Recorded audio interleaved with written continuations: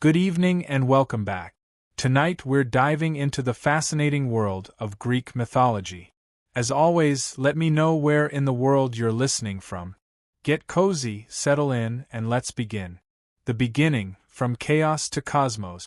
In the beginning, there was no Olympus, no earth, no sea, no sky. There was only chaos. And chaos was not the kind of chaos modern tongues describe. Disorder, confusion, frenzy. It was older than language itself. Chaos was a yawning void, a gaping nothingness without form or direction. It was not evil, nor good, nor even neutral. It simply was. From that ancient nothing came the first stirrings of existence. Gaia, the earth vast and unshaking. Tartarus, the abyss beneath the earth, dark and dreadful. And Os, the force of love and desire, the binding agent of all future creation. These were not gods as we think of them, not yet, but elemental truths given form. Then came Nyx, the night, clothed in a shadow so thick even chaos recoiled. She was followed by Erebus, the darkness of the underworld, who would dwell beside her in that early silence. From the union of night and darkness came Ether, the pure upper air breathed by the gods, and Hera, the day, who from the beginning was fated to chase her mother endlessly across the sky. Thus, the cycle of night and day was born not through science, but through myth, through a family of strange, invisible titans who lit and dimmed the sky with each passing hour. Gaia, the earth herself, did not lie idle. She was patient and fertile, and from her own body she brought forth Uranus, the sky vast and star-strewn. He was both her son and her consort, and when he arched over her, stretching across the heavens, the world found its first shape, a domed sky above a broad and endless plain. Gaia also birthed the mountains, tall and wild, and Pontus, the sea, who surged with a will of his own before ships or sea monsters ever touched his waters.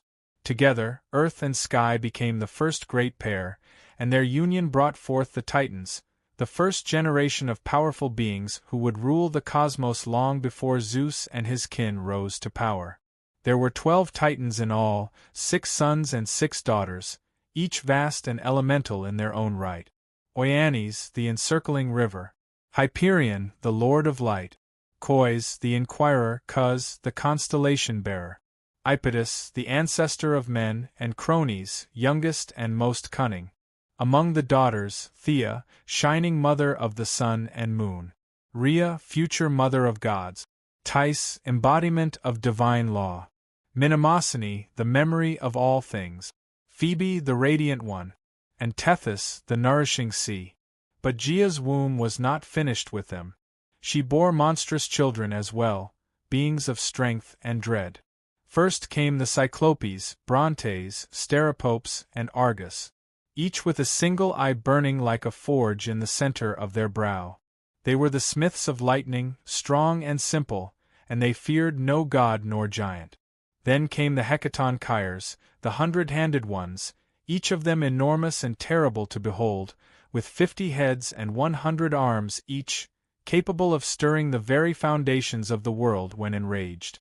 Uranus, though lord of the sky, trembled at the sight of these monstrous offspring, ashamed and frightened by their grotesque strength. He forced them back into Gaia's womb, the depths of earth itself, and sealed them there, hidden away beneath layers of rock and grief. Gaia groaned beneath their weight. The earth, once proud and nurturing, now suffered with every breath. It was in this pain that she began to scheme. But that is a story for another day. For now, remember this. In the oldest age, before law or justice, before sword or plow, the world was made not with hands, but with force and union and grief. Chaos birthed the first forms, but it was Gaia, the great mother, who gave them ground to stand upon. The fall of Uranus. The union of Gaia and Uranus, earth and sky, was the first great marriage of the cosmos.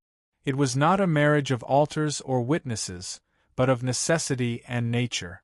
The sky stretched over the earth, holding her tightly, pressing her beneath his star-stewed body night after night.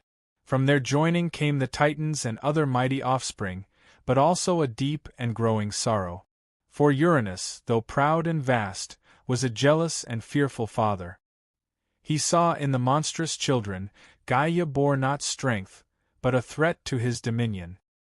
He looked upon the Cyclopes and the hundred-handed giants with revulsion, not wonder, and with swift cruel judgment, he thrust them back into Gaia's womb, deep into the belly of the earth, where no light reached and no voice could echo.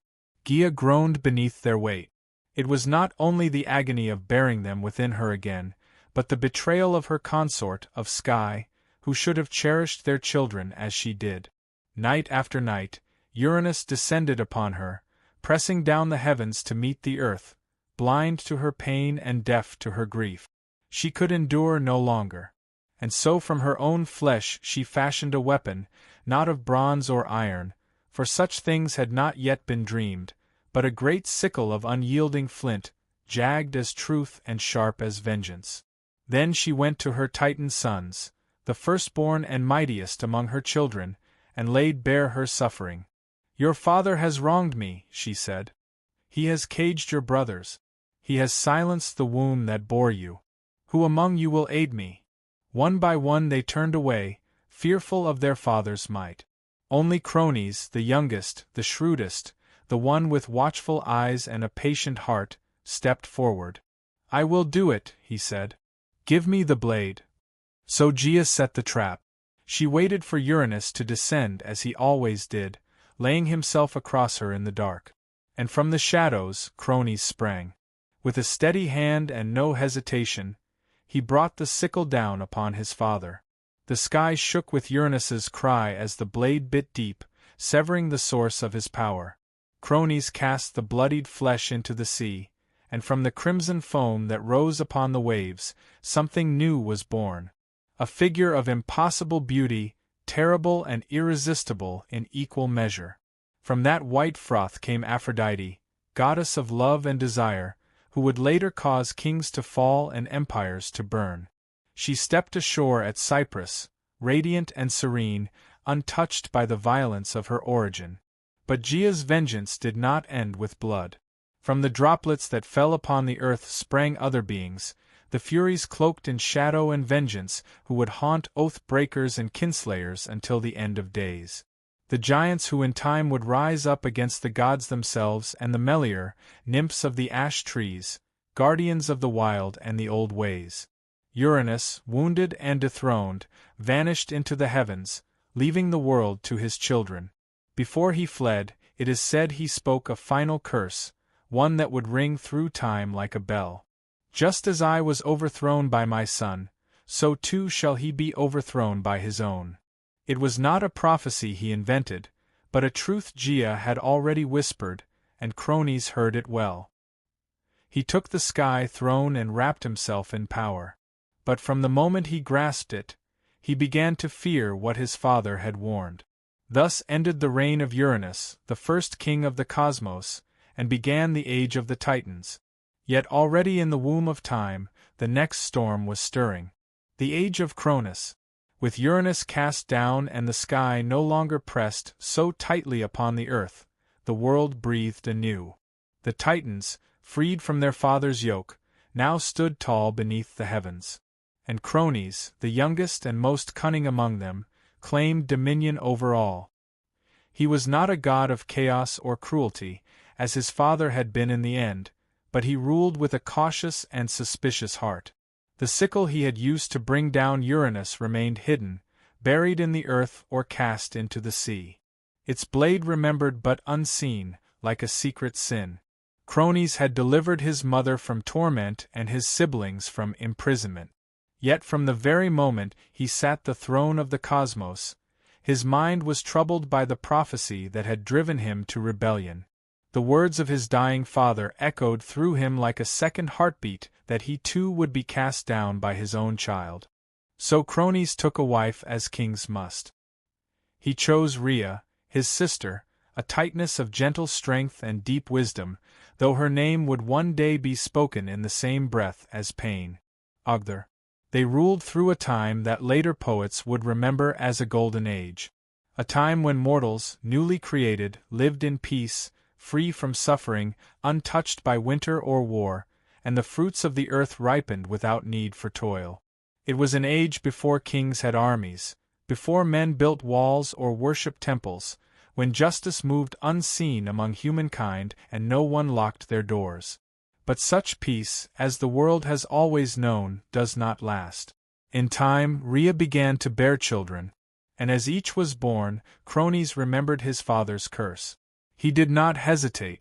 The moment Rhea placed each newborn in his arms, first Hestia, then Dido, then Hea, Hades, and Poseidon, he opened wide his jaws and swallowed them whole. Not a trace was left, not a cry, not a cradle, only the knowledge that they were gone, hidden within their father's belly like seeds in winter soil. He told Rhea it was necessary, that he would not suffer the same fate as Uranus, that the throne must be protected. Rhea, though proud and strong, was powerless against him. She wept, but her tears changed nothing. 5 times she gave birth, and 5 times she lost her children to the hunger of her husband's fear. But the 6th time she resolved to act. When she felt the child stir in her womb, she did not go to Chronos. She fled instead to the island of Crete, where the mountains met the sky and deep caves opened beneath the earth. There, hidden among shepherds and nymphs, she gave birth to her youngest son, Zeus. And from the moment of his birth, Rhea knew he was different. His cry shook the trees. His eyes opened before his first breath, and when he grasped her finger, he held it with the strength of fate itself. To deceive Chronos, Rhea wrapped a stone in swaddling cloth and presented it to him with trembling hands. He swallowed it greedily, thinking the danger had passed. But beneath Mount Ida, the infant Zeus was nursed in secret. He was guarded by the curates, warriors who danced and clashed their shields to drown out the sound of his cries, and fed by the goat Amalpha, whose milk gave him strength beyond measure. And as Zeus grew, so did the storm that would one day break the world. Yet for now the age of Chronos held. The sky was high, the earth was green, and the Titans ruled from their thrones, oblivious to the gathering wind.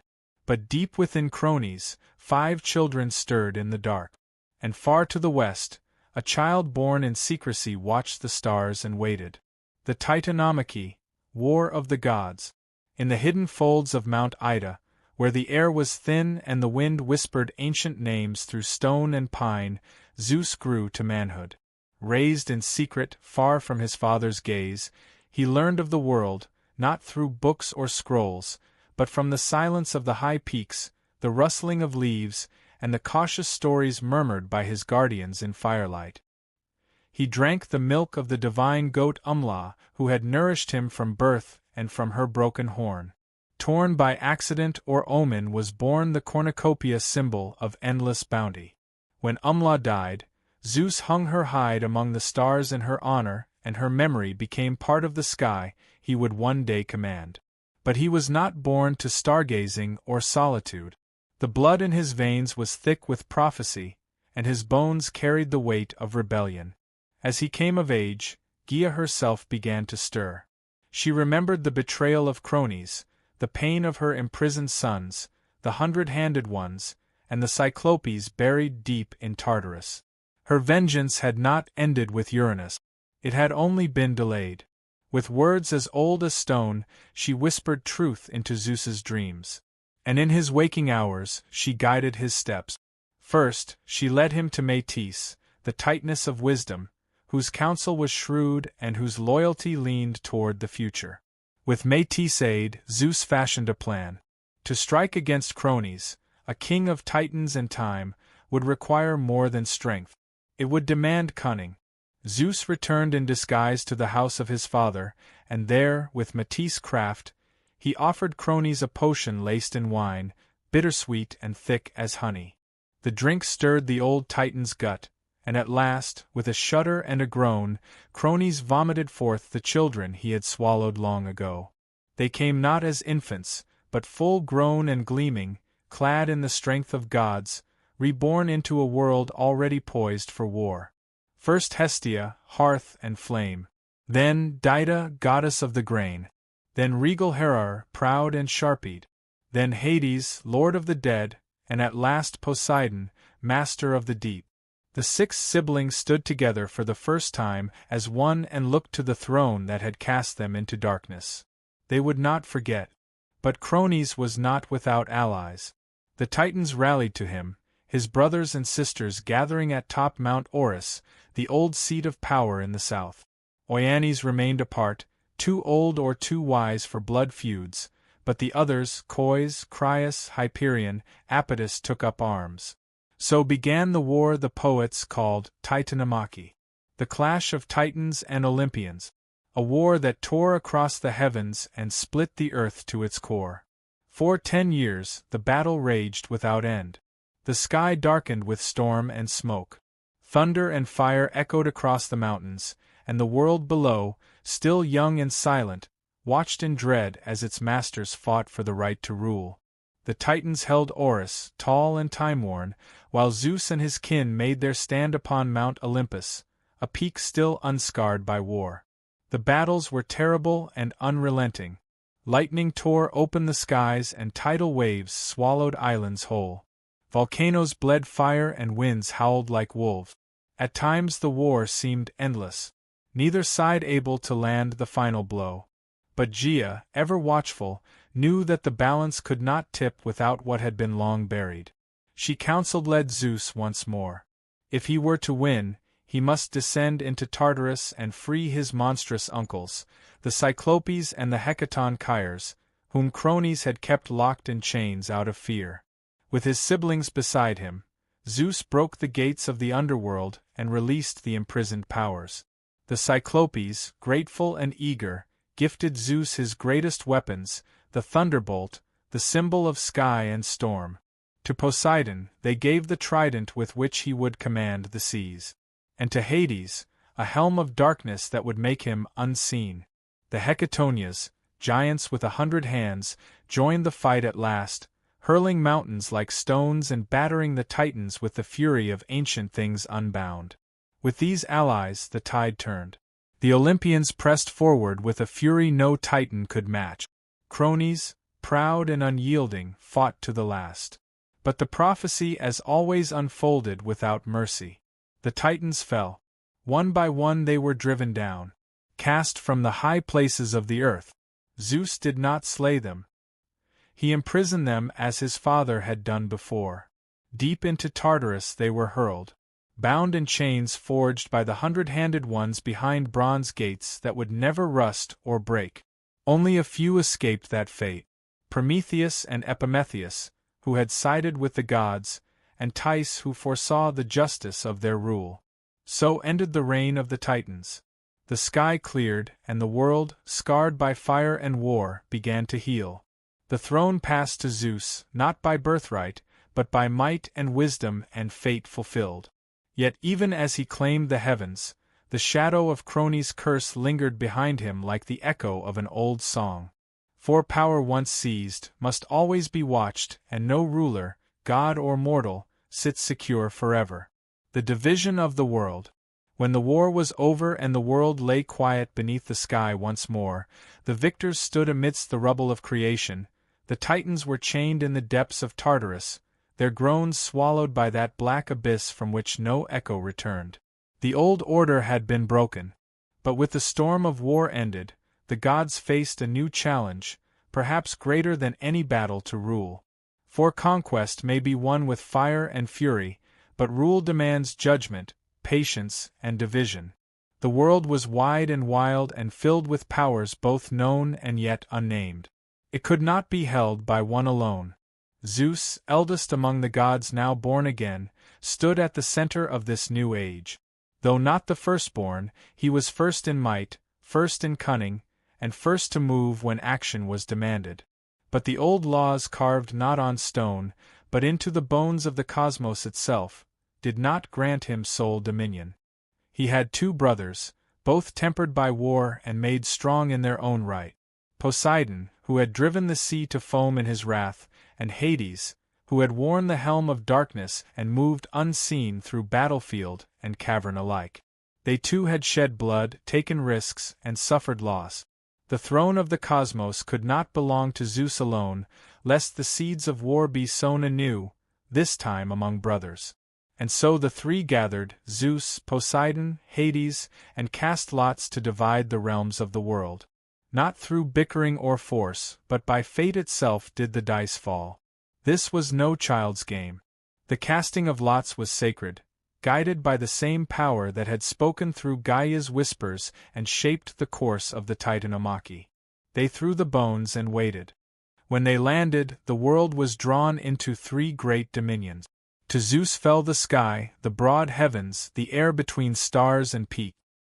He became lord of thunder and rain, master of storm and cloud, and the undisputed king of Olympus. His voice would echo in thunderclaps. His fury would blaze in lightning, and the eagle became his herald, soaring high above all. To Poseidon fell the sea, deep and restless, full of mystery and monsters. He took the oceans, the rivers, and every spring that bubbled from the earth. With his trident, he could shatter cliffs and stir the tides to rage or calm. Beneath the waves, he built a palace of coral and gold. And there he ruled not only over fish and current, but over creatures older than time, sea serpents, leviathans, and things whose names had never been spoken aloud. To Hades fell the underworld, the land of the dead. It was not a prize most would have chosen, but Hades took it with quiet resolve. He ruled the shadowed realm with stern dignity. His kingdom hidden beneath the earth where the sun did not shine. There he became master of the shades, the judge of mortal souls, and guardian of wealth hidden in the deeps. Gems, metals, and secrets lost to time. Though men feared his name and whispered it only when necessary, Hades kept the balance between life and death. And it was said he never once broke the laws he was sworn to uphold. The earth itself, Gaia's own flesh, was left as a common realm, shared by all. The mountains belonged to no one. The fields were roamed by mortals and spirits alike, and the forests grew wild under no single banner. It was a realm in between where gods might walk and mortals might see them, but it was also where ambition brewed and where fate would continue to work its quiet will. Thus the world was ordered, sky, sea, and underworld. The three brothers, now kings in their own realms, swore not to war among themselves, lest the world break anew. They built their thrones and gathered their followers. On Mount Olympus, high above the clouds, Zeus called the gods to council. There, beside him, stood his sisters, Hera, proud and sharp as winter ice, Dido, whose steps awakened spring, and Hestia, ever burning at the hearth of every home. And others came, new and old. Athena, born from wisdom and war. Apollo, golden and far-seeing. Artemis, silent and swift. Eris, bloody-handed. Hermes, fleet of foot and mind. Heste, limping but brilliant. And Aphrodite, whose smile could unravel kings. It was the beginning of a new age, the age of Olympus. But though the thrones had been set and the realms divided, the world would not stay still for long. The gods, for all their power, were not immune to pride, nor love, nor rage. And the mortals who now began to rise across the lands would bring their own stories, their own wars, and their own share of sorrow. The heavens had been won. But peace is never simple when gods sit the throne. The Olympian court. When the smoke of war faded and the world was cast once more in sunlight, Mount Olympus became the seat of a new and glittering court. The Titans had ruled from Mount Orus in the south, harsh, ancient, and wrapped in storm. But Olympus, in the north, stood higher still, its summit crowned in cloud and crowned in myth. The mountain was not merely a place, but a threshold, a place where sky met stone, where the mortal world ended and the divine began. It was here that Zeus, having claimed the heavens by fate and force, gathered the new pantheon of gods. The Olympian court did not mirror mortal kingdoms. There were no brick-paved roads leading to its gates, no heralds announcing guests, no armies stationed at its base. The gods needed no walls to guard them.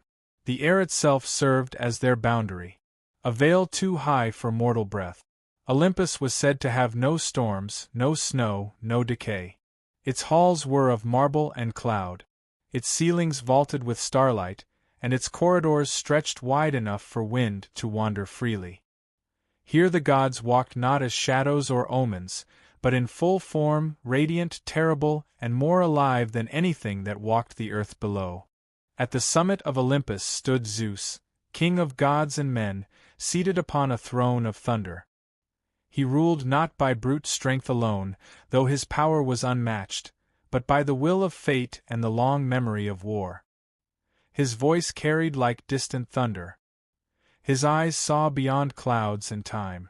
And in his hand he carried the thunderbolt, the Cyclope's gift, the symbol of judgment, swift and final. But even he did not rule alone. Around him stood the others, each a pillar in the new order of the world. Hera sat beside him, not merely as wife, but as queen, sovereign in her own right. She was the goddess of marriage, of queenship and childbirth, and the silent fury of a woman wronged. Proud and unyielding, Hera remembered every slight, and her jealousy would one day shape the fates of gods and mortals alike. Her crown was not one given, but earned, forged in the fires of betrayal and bound by the sacred oaths of Olympus. Dido came next, the goddess of grain and growth. Where her feet touched the earth, the soil softened and seeds stirred. Her presence brought harvest and plenty, and without her the fields grew barren. She did not sit high among the thunder and marble, but walked often in the world below, watching over the plowmen and mothers who whispered her name at dawn. She was older than most, quieter than many, but none doubted her power. Then there was Hestia, goddess of the hearth, the firstborn of Chronos and Rhea, and the last to be freed from her father's belly. She asked for no temple, no grand myths, no wars or lovers. She tended the eternal flame in the center of Olympus, and watched over every home and hearth on earth. Her power was gentle but ever present for as long as fire burned in a household. Hestia lived there, too. The younger gods came in time, some born in Olympus, others delivered by strange means. Athena was first among them, born not of womb, but of wisdom. When Zeus swallowed Metis, fearing her unborn child would surpass him, he thought the matter ended. But Metis did not die. She lived within him, whispering, scheming, crafting knowledge in the dark. One day, Zeus groaned in agony, and with a blow to his skull, Athena sprang forth, fully grown, clad in bronze, spear in hand. Her eyes clear and sharp as flint. She became goddess of wisdom, strategy, and just war. A virgin warrior with no patience for frivolity. Apollo and Artemis came next, twins born of Leto, a Titaness who wandered long and weary to find a place to give birth. No land dared offer her sanctuary, for Hera's wrath was vast and vengeful. At last the floating island of Dos accepted her, and there she bore her children. Apollo, golden-haired and bright, became the god of light, prophecy, music, and healing. His sister, Artemis, swift and silver, was goddess of the hunt, of wild things and moonlight. Together, they marked a new generation of gods, restless, radiant, and intimately tied to the mortal world. Then came Ares, god of war and slaughter, son of Zeus and Hera, but beloved by neither. He was strength without discipline, rage without cause, and though his name was feared, he was not often honored. War followed him like a shadow, and he gloried in its chaos, but he was often bested by cunning and wisdom. His opposite was Histus, the lame god of the forge, master of craft and flame. Born of Hera alone or thrown from Olympus by Zeus, both tales are told. He found solace in metal, building wonders with hammer and fire. From his hands came armor, palaces, and automatons. Though limping and twisted, he was among the most indispensable of the gods. Aphrodite, goddess of beauty and desire, arrived not by birth, but by foam, born of Uranus's severed flesh cast into the sea. She rose from the surf at Cyprus, as beautiful as she was dangerous. Love, lust, jealousy, and ruin followed her wherever she went. Even Zeus could not command her fully. She bound gods and mortals alike with a glance, and though she smiled often, it was never without consequence. Hermes, the trickster and herald, came last of this early court. Son of Zeus and the nymph Maia, he moved swiftly between worlds, winged sandals at his feet and a mischievous grin on his lips. He stole Apollo's cattle on the day of his birth, sang a song to cover the theft, and made himself indispensable before he could walk. He became the messenger of the gods, guide of souls, patron of thieves and travelers. Where Hermes went, borders dissolve. This was the Olympian court, a gathering not of saints, but of powers. Raw, flawed, radiant and vast, they quarreled as siblings do, took sides in mortal affairs, fell in love, betrayed each other, waged petty rivalries, and enacted divine justice. But above all, they ruled from Olympus. They watched the world below and shaped it to their will. The age of Titans was gone, but in its place came an era of stories of gods who walked among men, of heroes born from their unions, and of a world forever changed by the hands of the divine. The world had its rulers now, but peace, as ever, was a fragile thing, and fate had not yet spoken its last word. Prometheus and the creation of man. Long before men raised cities of marble or carved their prayers into stone, there were no humans upon the earth. The gods ruled alone, their courts high upon Olympus, their domains vast and varied. The world beneath them was green and wild, teeming with beasts and silent mountains. But there were no hands to till the soil, no voices to sing to the stars, no fire to warm the night. It was Prometheus, a Titan of the old blood, who first imagined the shape of man. He was no friend to cronies, nor was he ever counted among those chained in Tartarus.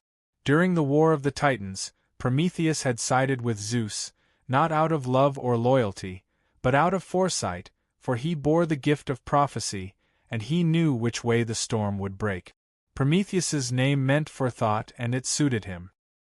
He was brother to Epimetheus, whose name meant afterthought, and never was a pair of brothers more different. Where Epimetheus acted in haste and repented in leisure, Prometheus saw farther, thought longer, and questioned the justice of every decree, even those issued by the king of the gods himself. He walked the line between Titan and Olympian, old world and new, a creature of reason in a cosmos ruled by passion and power. It was he who first shaped mankind. Some say he sculpted them from clay beside the banks of a river, his fingers smoothing mud into limbs, his breath giving them life. Others claim he molded them in the image of the gods, upright and thoughtful, gifted with the spark of invention.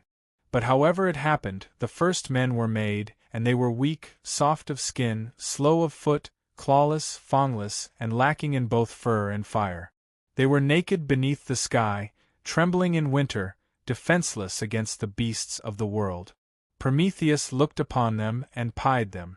He went to Olympus and asked that man be given a gift, something to help them survive, something to raise them above the level of animals. But Zeus refused. He saw in mortals not promise, but peril. The god-king had only just seized his throne and was wary of new forces rising beneath him. Let them live, he said, but let them fear. Let them know their place beneath the gods. Fire, he declared, was the privilege of immortals, the hearth flame of Hestia, the thunderbolt of Zeus, the forge of Hystas, these were not for mortal hands. But Prometheus, stubborn and just, did not yield. In secret, he climbed to the heavens, stole a flame from the forge of Hephaestus, and hid it in a hollow fennel stalk. Carrying it down from Olympus, he gave it to man. For the first time, fire crackled beneath the stars. Smoke rose in spirals above the treetop. Light pushed back the darkness. With fire came warmth, safety, cooking, metal, language, craft. Humanity, once cold and voiceless, began to build. And with fire came defiance too. Zeus was not long in discovering the theft. His fury was terrible. To punish mankind, he commissioned the gods to create a gift, though it was a curse in disguise. Hephaestus shaped her from clay, a woman of perfect beauty. Aphrodite gave her charm. Hermes gave her cunning. And Athena clothed her in silver raiment. Her name was Pandora, meaning all gifted.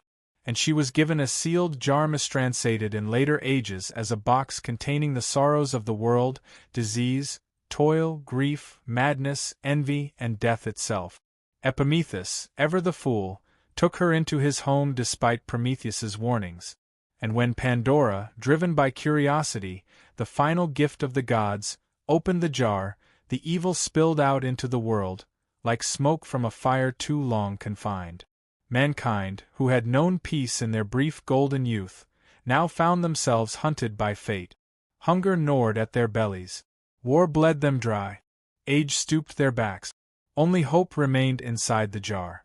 Some say by accident, others say by design, a flickering light amid the gloom. But Prometheus's punishment had not yet come. For the crime of defying Olympus, Zeus ordered him chained to a mountain at the edge of the world. Some say the Caucasus, others say a place lost to myth. There he was bound in adamantine chains, unbreakable and eternal. Each day an eagle born of Typhon or sent by Zeus would descend and feast upon his liver. Each night it would grow back, and each morning the torment would begin again. He was immortal, and so the suffering could not kill him. He endured it for generations, long after kingdoms rose and fell, long after men forgot the gods who made them. And yet, even in chains, Prometheus did not repent. He knew a secret, a truth Zeus feared above all, that one day the king of the gods would fall, not by blade or rebellion, but by his own seed. It was this knowledge that protected Prometheus, for Zeus could not destroy him without first uncovering the name of the woman who would bear his doom. So the Titan waited, bound but unbowed, as men lit fires in the dark and told stories of the one who had dared to steal from the gods. The 5 ages of man. The gods, for all their glory, were not alone in shaping the world. Beneath Olympus, on the soil that drank the rain and felt the sun's warmth, mankind struggled, rose, and fell again and again. Their lives, short and flickering beside the long memories of the immortals, still left a mark. And though Zeus ruled the skies and Poseidon stirred the seas, it was the deeds of mortals that filled the earth with both beauty and sorrow. The poets who lived after would look back on this long winding journey and see not one mankind but many, each born into its own era marked by the blessings and punishments of the gods. It was Hesi, the Boeotian farmer and poet, who first set these ages into words, dividing the long march of human existence into 5 distinct epochs: gold, silver, bronze, heroic, and iron. Each was less than the one before, save one. In the beginning, there was the Golden Age, and it was unlike any time that followed. It came during the reign of Chronos, before the gods had learned to fear rebellion, and before the earth bore the weight of iron or war. In those days, men lived like gods themselves, free from pain, untouched by age, and unburdened by toil. The earth gave forth her bounty without coaxing, offering harvests in every season. There was no need for laws or swords, no need for kings or coins. These early mortals knew no hunger, no sickness, no grief. When their time came, they did not wither or suffer, but died as if falling into sleep, their spirits becoming guardians, pure and watchful, wandering the world as kindly daemons, protectors of justice and peace. Theirs was a life of harmony, and theirs was the closest any mortal would ever come to Eden. But the Golden Age passed as all golden things do. With the fall of Chronos and the rise of Zeus, the Silver Age dawned, a time of beauty dimmer and souls less noble.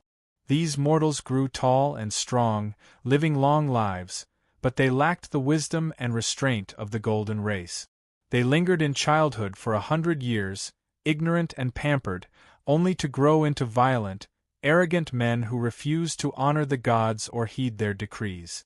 They built no temples, gave no offerings, and mocked the laws of Olympus.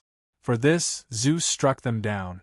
Their spirits did not become guardians or watchful daemons, but faded into the underworld, pale and forgotten. Theirs was a race lost to pride and disobedience, a mirror of divine fear come true. Then came the Bronze Age, born of ash trees, the same trees used for spears and shields. These were not gentle men. They were creatures of war, mighty and hard. Their very flesh said to be forged from bronze. Their homes were bronze. Their tools were bronze. Their hearts seemed cast from the same metal. They lived for battle and died by it, sowing the world with blood and ash. They were terrible to behold, but not evil, only driven by the rhythm of war drums and the clash of arms. They built no cities, wrote no poems, carved no statues. When they died, they left little behind but shattered swords and empty fields. Even the gods did not mourn their passing. They sank into Hades without echo or prayer. Yet not all decline is steady. From the blood and smoke of the Bronze Age rose a brief and brilliant light, the heroic age, a time unlike any other. It was not part of the descent, but an interlude of glory before the fall. These mortals were greater than those who came before or after. They were the demigods, the sons and daughters of gods and men. They built cities, sailed seas, and carved their names into the memory of the world. This was the age of Perseus and Heracles, of Theseus and Atalanta, of Jason and the Argonauts, of Hector and Achilles and Odysseus. They fought great wars against monsters, against foreign kings, and finally against each other at Troy. Many died young, and many more died forgotten. But their stories lingered, carried in song and stone, in epics and prayers. Some were granted a place in the Isles of the Blessed, far beyond ocean's edge, where heroes dwell in peace and sunlight forever. The heroic age did not last, but while it burned, it lit the world. And then came the age that Hesiod called his own, the Iron Age, where we still dwell. This is a time of sorrow and toil, a world grown old and heavy. Men now labor from dawn to dusk, planting seeds in bitter soil, raising children amid war and famine, growing old with pain and fear. In the Iron Age, bonds break easily between friends, between kin, between guest and host. Justice, once tall and golden, now walks with her eyes averted. Lies are many, oaths are cheap, and the gods, if they still watch, do so with silence. In this age, mortals build towers, but forget their ancestors. They chase gold and power and cut down the forests that fed them. It is an age of struggle, and it is said that one day even this will pass. One day, the gods will turn their backs entirely. One day Zeus will cast down his thunderbolt and humankind will vanish like smoke on the wind. Yet for all that the Iron Age endures, men still build, still hope, still tell stories of a time when mortals were golden and gods walked among them. And perhaps that hope, fragile though it is the one gift Zeus did not take back when Pandora opened the jar.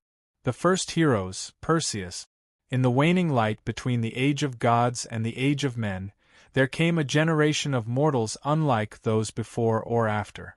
Men born not from clay alone, but from divine blood and mortal wombs, shaped by both Olympus and earth. These were the heroes. Their lives were brief, their fates often cruel, but their names would echo through time like the rumble of a distant storm. Among the first and greatest of them was Perseus, slayer of monsters, founder of dynasties, and by blood and deed, the forerunner of all who would wear a hero's crown. Perseus's tale begins not in battle, but in prophecy and fear. His mother, Danae, was a princess of Argos, daughter to King Acreus. The king, like all kings of that age, feared what he could not control. An oracle warned him that his daughter would bear a son destined to kill him. Such prophecies in myth, as in life, cannot be bribed or reasoned with. So, Acreus did what kings so often do when faced with a truth they fear. He sought to destroy the cause. He locked Danae in a tower of bronze beneath the earth, a room sealed against time and men alike. But the gods, as they often did, laughed at mortal precautions. Zeus, in the form of golden rain, slipped through cracks no wall could keep and fell upon Dan in her solitude. From that union, Perseus was conceived. When Acreus discovered the child, he dared not spill royal blood directly, for even tyrants fear the wrath of the gods. Instead, he placed Danae and her infant son into a wooden chest and cast them into the sea, trusting Poseidon or chance to drown them. But the sea is as fickle as fate. The chest did not sink, but drifted across the wine-dark waves to the island of Seriphos, where a humble fisherman named Dictys drew it ashore. He took them in, raised Perseus as his own, and in time the boy grew tall and strong with the bearing of kings and the eyes of storms. But peace is never a long companion to those who carry destiny. The ruler of Serapos, King Polyctes, took notice of Danae's beauty and desired her. Perseus, grown into manhood, stood between his mother and the king, a wall of defiance. Polyctes, unable to strike the sun without dishonoring himself, chose cunning over strength. He announced a false marriage, some say to Hippodamia, and demanded that all men of the island offer him a gift. Perseus, without gold or horses, boasted that he would instead bring the king a greater prize: the head of Medusa, the mortal Gorgon, whose gaze could turn flesh to stone. The task was cruel, and Polyctes knew it. No man who had sought Medusa had ever returned. She was one of 3 Gorgon sisters, born of ancient sea deities, hideous and winged, their heads wreathed in snakes, their eyes cursed. Only Medusa was mortal. Her sisters were immortal, and none could be approached without peril. But the gods, who watched the world with curious eyes, favored Perseus. Athena, born from her father's head and never one to forget a slight. Medusa, after all, had once been a maiden in her temple until Poseidon's violence and pride had defiled it, lent her shield to the young hero. It was polished like a mirror, and in its reflection, one could look upon a Gorgon without meeting her gaze. Hermes, swift and shrewd, gave him a curved sword and winged sandals to fly and directed him to the Graea, the Grey sisters who shared a single eye between them and knew the secret path to the Gorgon's lair. Perseus, through wit and will, stole their eye and bargained for the truth. They told him of the nymphs who kept the sacred items he would need: the helm of Hades, which made its wearer invisible; Acabyssus, a magical sack to contain the Gorgon's head; and knowledge of the place beyond ocean's edge, where night never lifts, and the Gorgons sleep among ancient stone.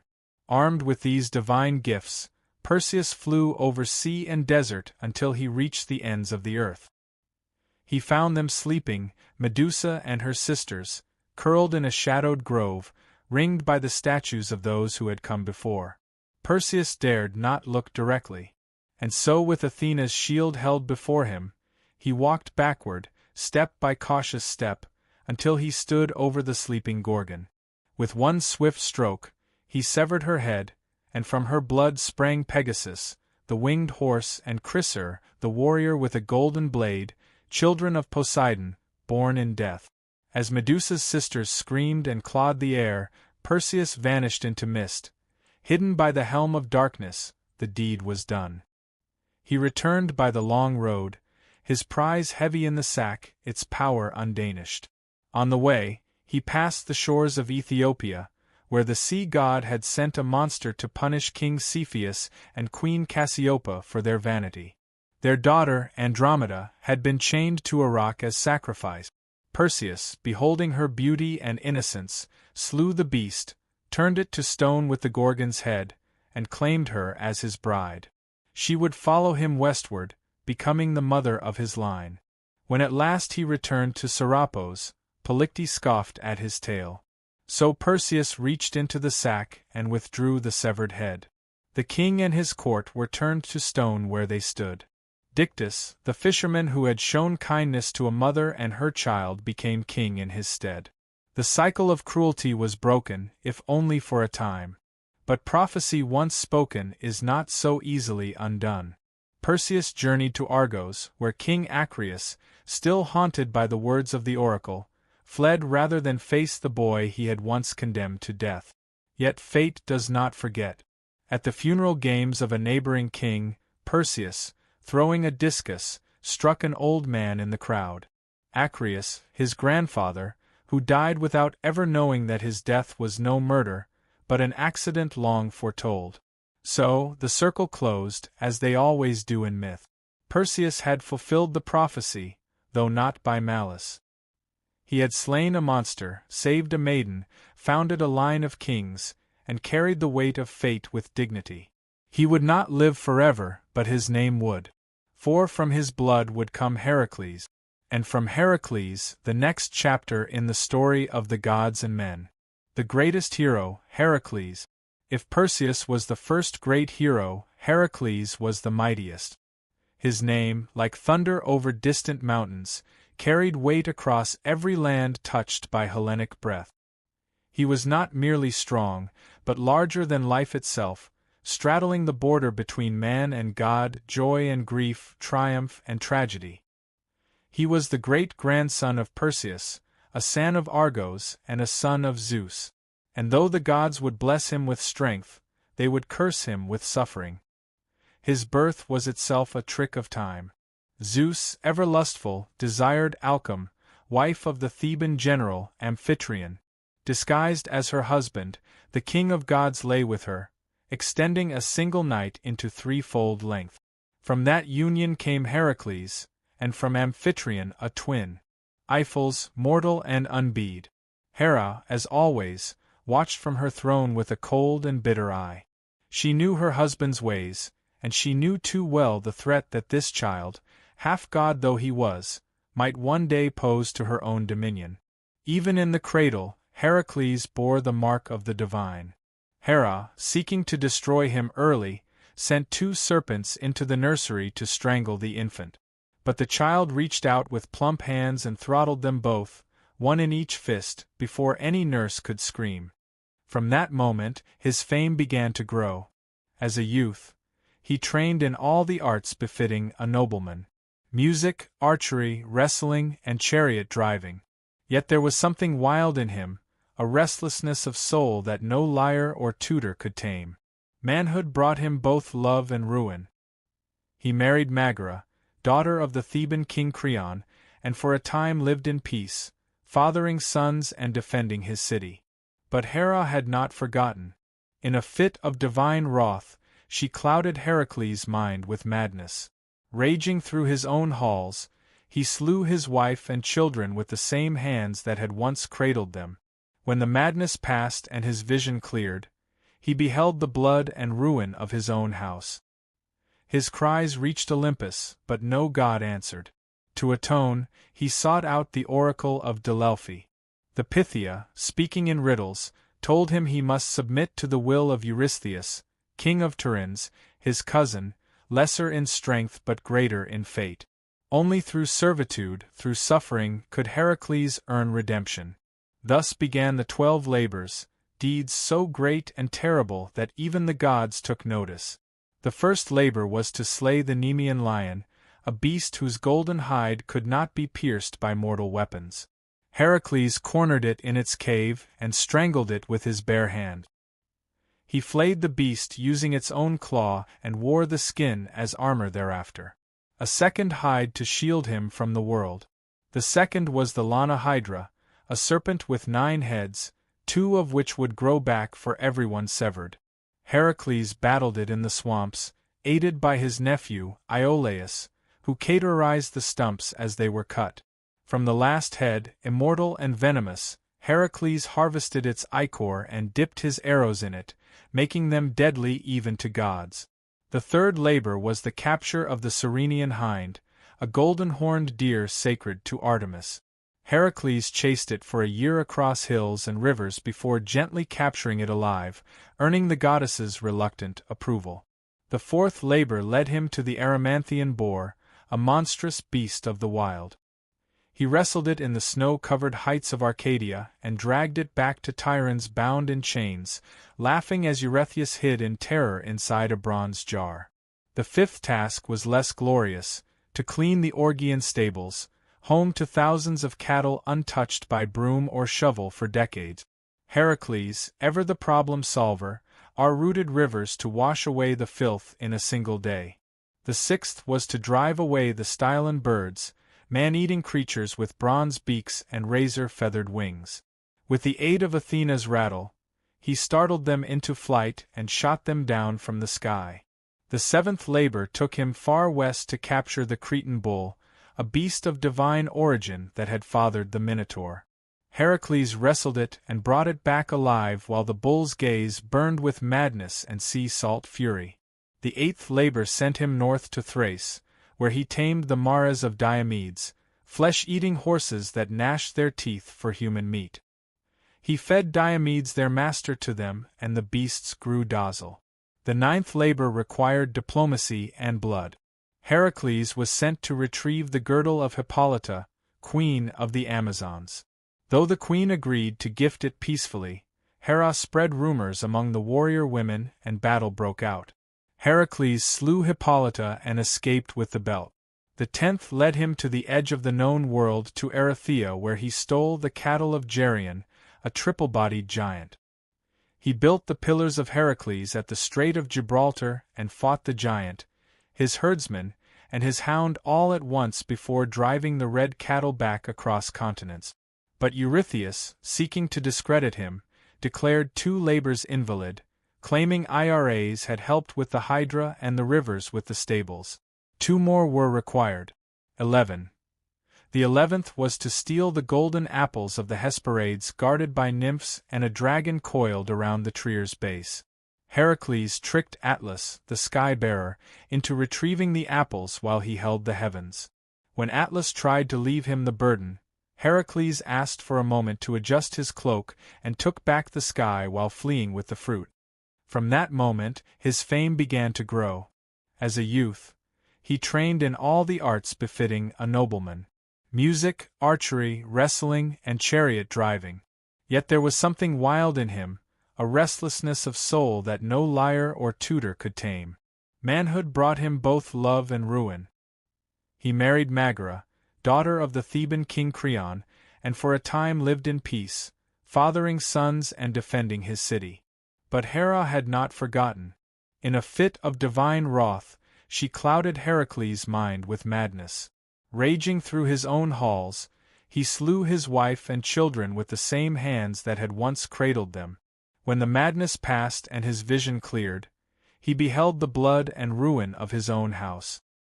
His cries reached Olympus, but no god answered. To atone, he sought out the oracle of Delphi. The Pythia, speaking in riddles, told him he must submit to the will of Eurystheus, king of Tiryns, his cousin, lesser in strength but greater in fate. Only through servitude, through suffering, could Heracles earn redemption. Thus began the 12 labors, deeds so great and terrible that even the gods took notice. The first labor was to slay the Nemean lion, a beast whose golden hide could not be pierced by mortal weapons. Heracles cornered it in its cave and strangled it with his bare hand. He flayed the beast using its own claw and wore the skin as armor thereafter. A second hide to shield him from the world. The second was the Lana Hydra, a serpent with 9 heads, 2 of which would grow back for everyone severed. Heracles battled it in the swamps, aided by his nephew, Iolaus, who cauterized the stumps as they were cut.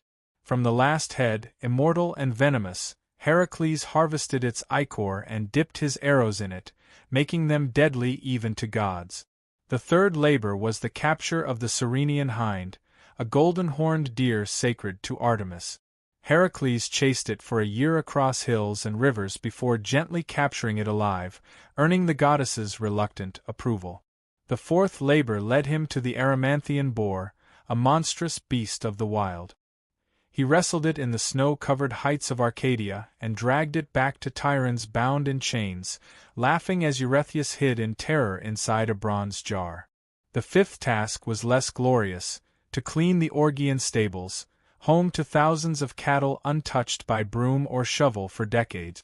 Heracles, ever the problem solver, rooted rivers to wash away the filth in a single day. The sixth was to drive away the Stylian birds, man-eating creatures with bronze beaks and razor-feathered wings. With the aid of Athena's rattle, he startled them into flight and shot them down from the sky. The seventh labor took him far west to capture the Cretan bull, a beast of divine origin that had fathered the Minotaur. Heracles wrestled it and brought it back alive while the bull's gaze burned with madness and sea salt fury. The eighth labor sent him north to Thrace, where he tamed the mares of Diomedes, flesh-eating horses that gnashed their teeth for human meat. He fed Diomedes their master to them, and the beasts grew docile. The ninth labor required diplomacy and blood. Heracles was sent to retrieve the girdle of Hippolyta, queen of the Amazons. Though the queen agreed to gift it peacefully, Hera spread rumors among the warrior women and battle broke out. Heracles slew Hippolyta and escaped with the belt. The 10th led him to the edge of the known world to Erythea, where he stole the cattle of Geryon, a triple-bodied giant. He built the pillars of Heracles at the Strait of Gibraltar and fought the giant, his herdsman, and his hound all at once before driving the red cattle back across continents. But Eurystheus, seeking to discredit him, declared 2 labors invalid, claiming IRAs had helped with the Hydra and the rivers with the stables. 2 more were required. 11. The 11th was to steal the golden apples of the Hesperides guarded by nymphs and a dragon coiled around the trier's base. Heracles tricked Atlas, the sky-bearer, into retrieving the apples while he held the heavens. When Atlas tried to leave him the burden, Heracles asked for a moment to adjust his cloak and took back the sky while fleeing with the fruit. 12. The 12th and final labor was the most harrowing, to descend into Hades itself and bring back Cerberus, the 3-headed hound.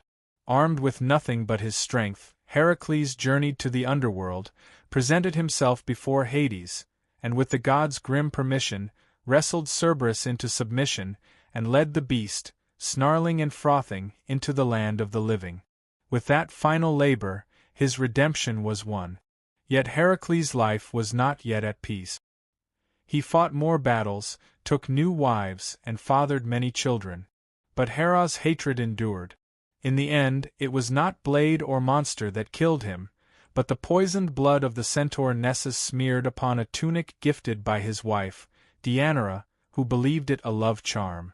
As the poison burned through his flesh, Heracles built his own pea upon Mount Ida. No mortal dared light it until Philoctetes, a simple shepherd, stepped forward. For that, he was given the hero's bow. Heracles was consumed by flame, but in death, he was reborn. Zeus lifted him to Olympus, where he was granted immortality and married to Hera, goddess of youth. He became not just a hero, but a god. His labors born of grief and guilt became the very measure of heroism.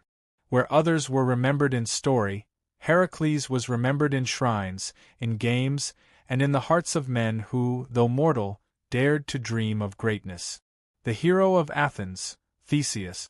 If Heracles was the greatest of Greek heroes, then Theseus was the most political, the most cunning, the most human. He was not merely a slayer of beasts or a breaker of curses.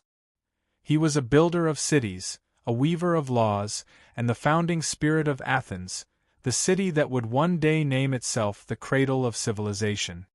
His story is tangled with myth and memory, with the thunder of heroes and the whisper of politic. In him lived both brute strength and bright reason, the dual spirit of a nation that worshipped Athena with spear in hand and olive branch on the brow. Theseus was born of 2 fathers, King Aegus of Athens and Poseidon, god of the sea. His mother, Aethra, lay with both on the same night, one mortal, one divine. From this double union came a boy of destiny, raised far from Athens in the city of Troan, unaware of the great blood in his veins. Before leaving, Aegus had hidden a sword and sandals beneath a heavy stone, telling Aethra that when the boy was strong enough to lift the stone, he would be ready to claim his birthright. In time, Theseus grew tall and sharp-eyed, restless in his limbs and mind. At 16, he moved the stone with a grunt and a grin and took up his father's tokens. Many would have traveled the easy road to Athens by sea, but Theseus chose the land route, the longer, more perilous way, for he believed that true kingship must be earned, not inherited. And so began the 6 labors of Theseus, not vast or godlike Heracles' trials, but earthy and intimate, each a monster of the road, a terror to the common man. He defeated Periphas, the club-bearer, taking his weapon as a symbol. He slew Cines, who tied travelers to bent pine trees and tore them in two. He pushed Siren from the cliffs into the sea, ending the reign of a man who forced passers-by to wash his feet, only to kick them to their deaths. He overcame Tertian the wrestler by outmatching brute force with technique, and Procrustes, who made beds fit travelers by stretching or cutting them, found his own death in the same iron frame. Theseus did not just survive. He cleaned the land as he passed through it, paving the way for Athens itself to rise. When he arrived in Athens, King Aegeus did not recognize him. The queen Meta, now wife to Aegus and still seething with old sorceries, saw the threat in the boy and urged the king to poison him. But Theseus presented the sword and sandals, and at the last moment, Aegus cast the cup aside, embracing his son before all the court. Joy, of course, never lingered long in myths. Trouble was already stirring in the east. For years, Athens had suffered under a bitter tribute. In a war with the island of Crete, Athens had been defeated. And as punishment, King Minos demanded 7 young men and 7 maidens be sent every 9 years to feed the Minotaur. A monstrous halfman born of lust and vengeance, kept in a twisting labyrinth beneath the palace at Nos. This creature had been born from Minos's pride. When Poseidon sent a bull from the sea, Minos was meant to sacrifice it, but instead he kept it for himself. In punishment, the gods cursed his wife, Pace, to fall in love with the beast. From their unnatural union came the Minotaur, Asterius, horned and violent, a living shame sealed away in the maze designed by Daedalus, the great inventor. Theseus, learning of the tribute, volunteered himself among the chosen. He would go not as a lamb to slaughter, but as a hunter into the lair.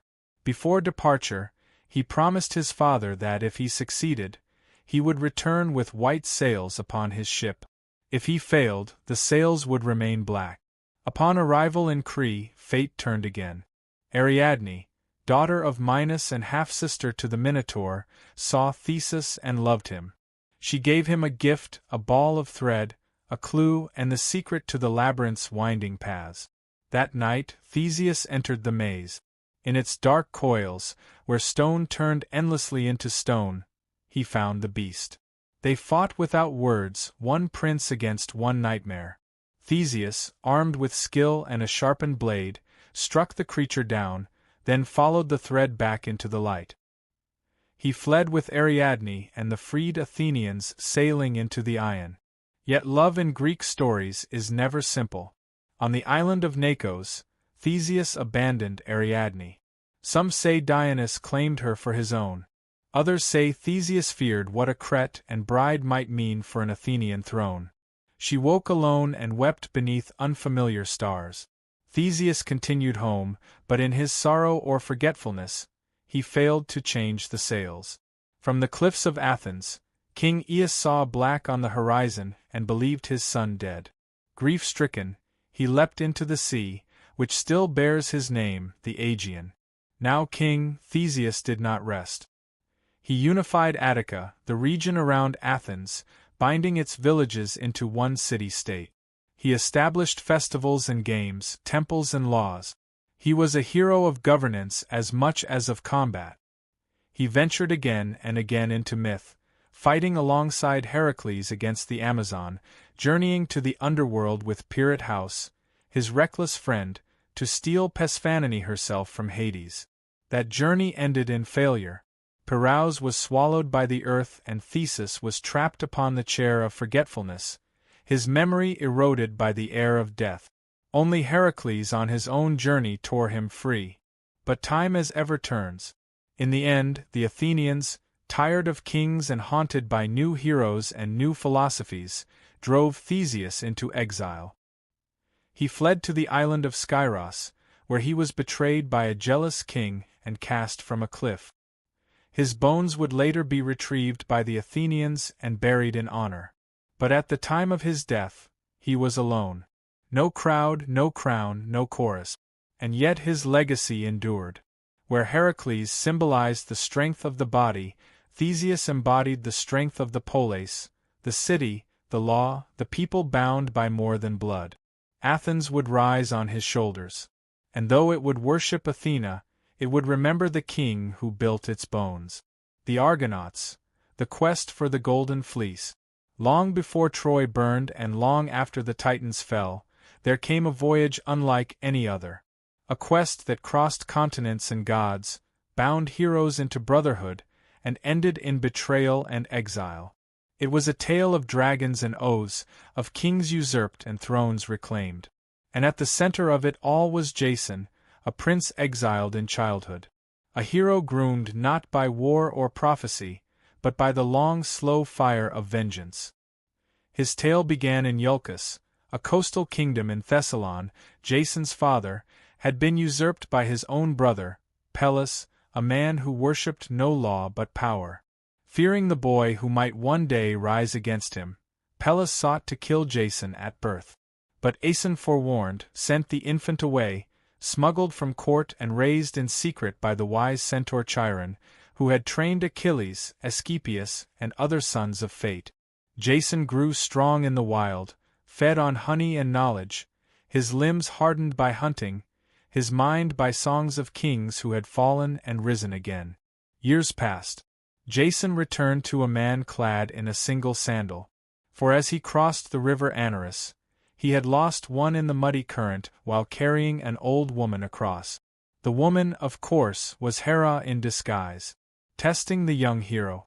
When he entered the city, Peleus saw the one-sandaled stranger and turned pale.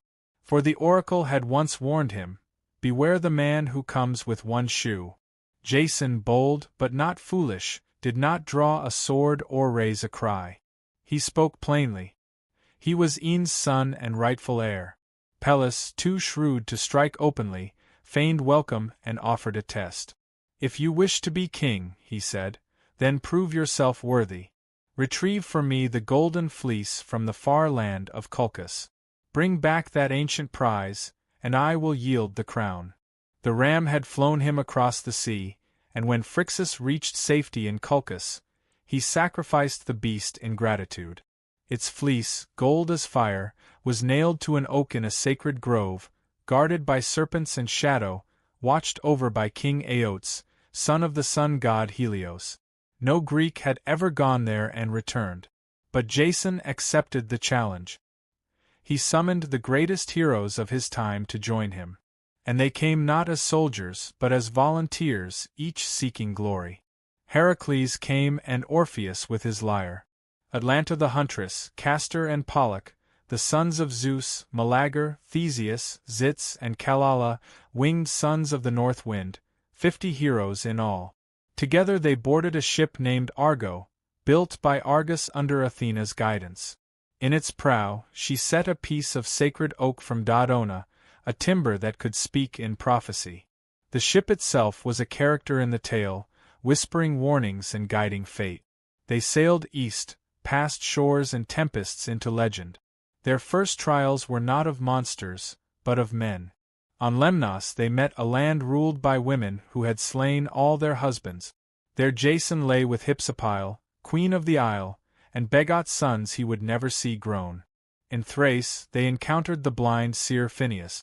Tormented by the Harpies, who fouled his food, the winged boards drove the creatures off, earning Phineus's prophecy, a path through the deadly clashing rocks, 2 cliffs that slammed shut like jaws upon any who tried to pass. At Phineus's advice, they released a dove. It flew through and lost only a single tail feather. The Argo followed at full speed, and the rocks caught her stern, but just barely. From then on, the passage remained still. The sea, it seemed, respected those who dared. At last, they reached Colchis, a land of fire and iron. King Aotes did not kill them on sight. Jason was a stranger, and in that ancient world strangers were sacred. But Aotes agreed to grant the fleece only if Jason completed 3 tasks. Yoke 5 breathing bulls, plow a field with them, sow it with dragon's teeth, and then defeat the warriors who would rise from the soil. These were not tests of courage but of impossibility. It would have ended there had the gods not intervened. Eros at Hia's urging struck Ma, daughter of Aotes, with an arrow of love. She was a priestess of Hecate, versed in herbs and poison, untouched by men, cold as moonlight. But at the sight of Jason, her heart betrayed her. She gave him a potion to shield him from flame, taught him to hurl a stone among the earthborn warriors so they would turn on one another, and at last led him to the fleece itself, guarded by a serpent that never slept. Meta sang spells, and the beast sank into slumber. Jason seized the fleece, brilliant and soft as molten gold, and fled with Medea into the dark. Hades pursued them with ships, but the lovers had bought time with blood. Medea had taken her young brother, Absyrtus, cut him into pieces, and scattered them in the sea, forcing her father to stop and gather the limbs for burial. The Argo slipped away, stained by crime and magic.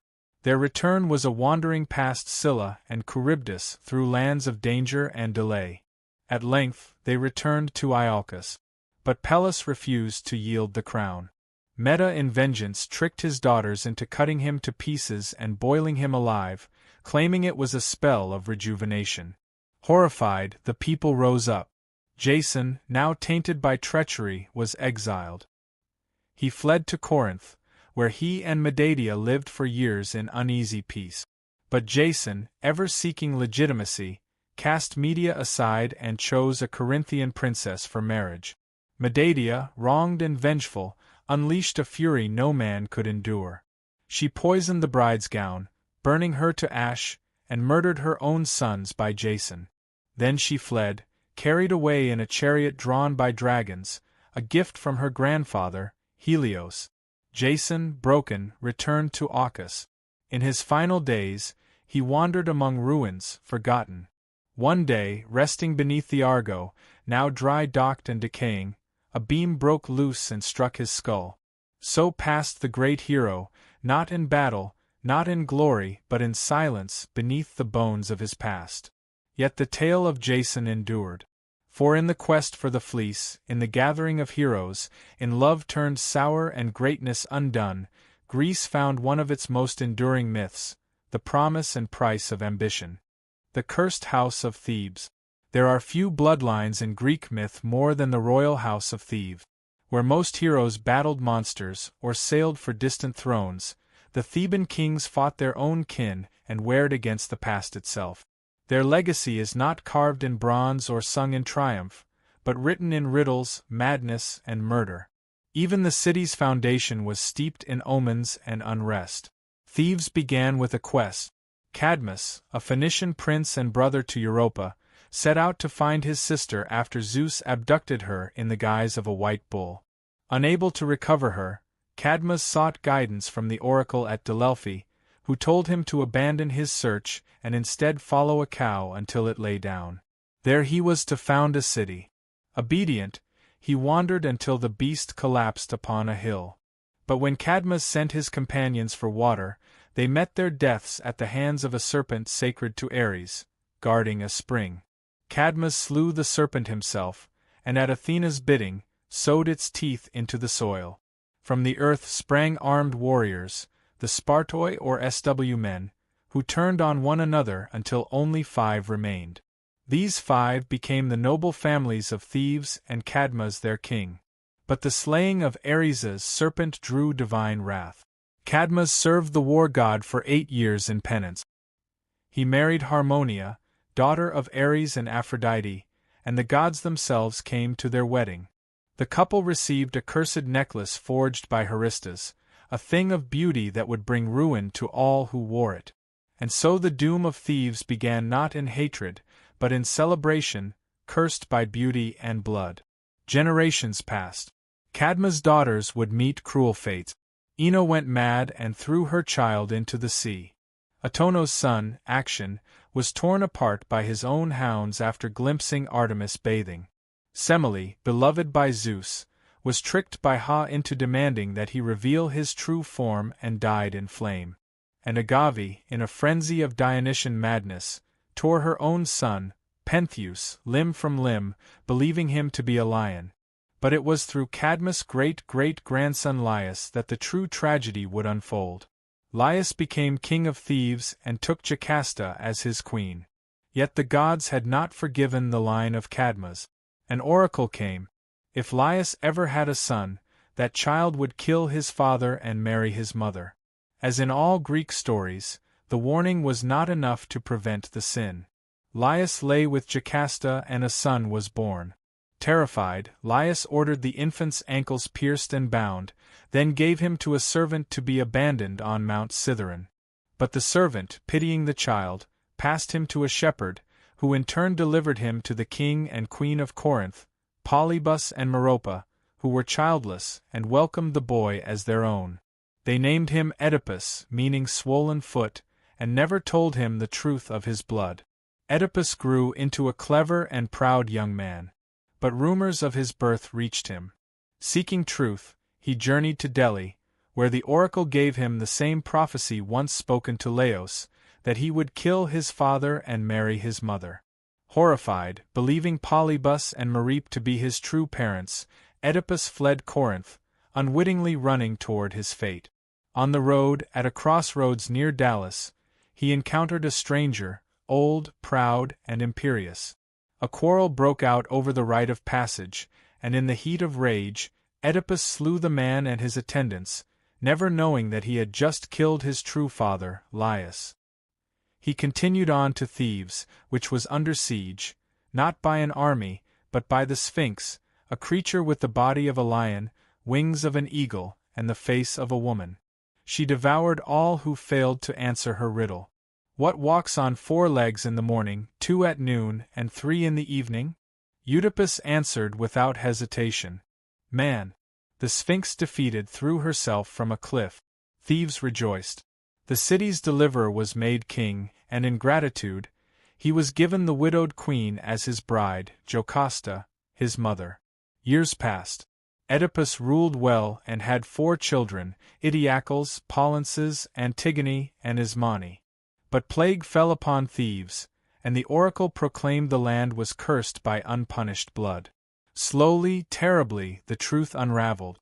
The old man at the crossroads, the queen's grief, the scarred feet, the servant who survived, and the blind prophet Tiresias, who named the king as both father and brother, son and husband. Jocasta hanged herself. Oedipus took her brooches and blinded himself, piercing his own eyes. He begged to be exiled and wandered the land as a wretched figure, guided only by Antigone's hand. In the hills near Colonus, he found sanctuary and at last a quiet death swallowed by the earth. His grave a secret kept by the gods.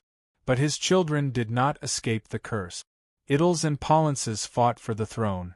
When Polynices was exiled, he raised an army from Argos and led the 7 against Thebes, a war that bathed the city in blood. The brothers slew each other in single combat at the gates. Thebes survived, but its soul was broken. Antigone, the last to carry the old honor, buried her brother despite royal decree. For this she was condemned by her uncle Creon and buried alive. The gods sent madness and death to his house as punishment. Thebes endured, but its kingship became a revolving door of ruin. The tale of Oedipus is not one of monsters slain or cities built. It is a tale of fate, of how a man may do all he can to outrun a prophecy and still run straight into its arms. It is a tragedy not born of evil, but of ignorance, of a man who sought the truth and was destroyed by it. The house of Thebes, for all its glory, was built upon the bones of serpents and riddles, and no riddle, no matter how cleverly answered, can change the will of the gods. The Trojan War, the spark. Of all the wars that ever ravaged mortal soil, none would echo louder than the one fought for a woman's face. A war of oaths and pride, of beauty and betrayal, of gods and kings and the fall of empires. It began not with spears or fire, but with a wedding, one that all the gods were invited to, save for one. Is, goddess of discord, was not welcome at the marriage of Pelus and Thetis. The sea nymph fated to bear a son greater than his father. In her fury, Eris cast into the feast a golden apple inscribed with 3 words that would shatter kingdoms. To the fairest. The apple was claimed by Hera, Athena, and Aphrodite, each believing herself most worthy of its gleam. To settle the dispute, they turned to a mortal shepherd prince. Paris, son of King Priam of Troy, who had been exiled to the hills after an omen foretold he would one day burn the city of his birth. The gods brought him to judgment on Mount Ida, and one by one they offered bribes. Hera promised kingship over all men. Athena pledged wisdom and victory in war, but Aphrodite with a smile like soft thunder offered him the love of the most beautiful woman in the world. Paris chose love, and thus Helen of Sparta, daughter of Zeus and later, wife of Minos, was marked. She had many suitors in her youth, princes and kings from across aka, drawn not only by her beauty, but by the promise of bloodlines that reached Olympus. Her mortal father, King Tyndareus, feared the war her hand would spark. On the advice of Odysseus, he bound the suitors with a sacred oath that whoever won Helen, all the others would swear to defend that union, to punish any who dared violate it. The pact was made with laughter, but oaths once sealed bind more than men. They bind fate. Minos, brother to King Agamemnon of Mycenae, won her hand. Their rule in Sparta was just, their kingdom strong. But when Paris came to visit under the pretense of peace and guest right, he saw Helen and saw in her the prize Aphrodite had promised. Whether she went with him willingly or was taken remains a matter of song and shadow. The poets disagree, but when Paris sailed back across the Ion, Helen was with him, and in that hour the war began. Minos raged. He called upon the oath, and all who had sworn it answered. Odysseus of Ithaca, clever and reluctant. Nestor, the old sage of Chios. Ajax the greater, son of Telamon, towering and grim. Ajax the lesser, swift and fierce. Diomedes of Argos, brave and battle-hungry. Idomeneus of Crete, stalwart and steady. From all the corners of Hellas they came. Kings, princes, and warlords. Only two held back. Odysseus, who pretended madness, sowing salt into his fields until a clever envoy placed his infant son before the plough. And Achilles, son of Thetis, who was hidden by his mother among the daughters of Lycomedes, dressed in silk to escape a fate she foresaw. But the Greeks found him, Odysseus, again, tricking Achilles with a spear and shield amid gifts of jewelry. And the boy chose war. They gathered at Owls, a fleet of 1,000 ships, bronze gleaming and sails like thunderclouds. But the winds did not rise. The ships sat idle and the men grew restless. The sea calculus revealed that Artemis had been offended, perhaps by a boast, perhaps by a slain stag, and that only a great sacrifice would appease her. The name he spoke was Iphigenia, daughter of Agamemnon. There are stories of lies told to bring her to Alice under the guise of marriage to Achilles, of her weeping mother, Clytemnestra, of the moment the blade fell, or of a last-moment rescue, with Artemis spiriting the girl away and replacing her with a deer. But in most tellings, the blood was real, and the gods watched as the king killed his own child for the sake of war. The winds came. The fleet sailed east, and the world changed. The Greeks set foot on Trojan shores, not as raiders, but as judgment itself. For 10 years they would camp beneath the walls of Ilium, the great city ruled by Priam, defended by his sons, Hector, noble and doomed, Paris, beautiful and weak, Dapphobus, Helenus, and the others. The gods chose sides. Hera, Athena, and Poseidon stood with the Greeks. Aphrodite, Ares, Apollo, and Artemis favored the Trojans. Only Zeus tried to stay above it, but even he would bend, pulled by fate and family. This was not yet the war of Homer's Iliad, which would begin in the 10th year. But the war itself had already begun, not merely with spears and walls, but in the burning of oaths, in the breaking of trust, in the sacrifice of daughters, and the judgment of gods. It was a war born not only of love, but of pride, of divine rivalry and mortal vanity, of old curses and deeper fears. And it would end not with victory, but with fire. The Iliad, the rage of Achilles. By the time Homer's Iliad begins, the war at Troy has endured for 9 long years. The Greeks, those stern-faced kings who had once come roaring across the Ion, had settled into a grim rhythm of siege and survival. What had begun in fury and fire became something colder, slower, more desperate. They built black-walled camps along the shore, hauled their ships high upon the sand, and sent out raiding parties day after day, not just to battle, but to feed their armies. The war dragged on like an old wound that would not heal, and both sides felt the infection deepening. The Trojans, safe behind their mighty walls, raised, it was said, by Poseidon himself and the mortal builder Apollo, had once served in penance, suffered but endured. The fields outside the city had long been razed. Their allies came from the east and north.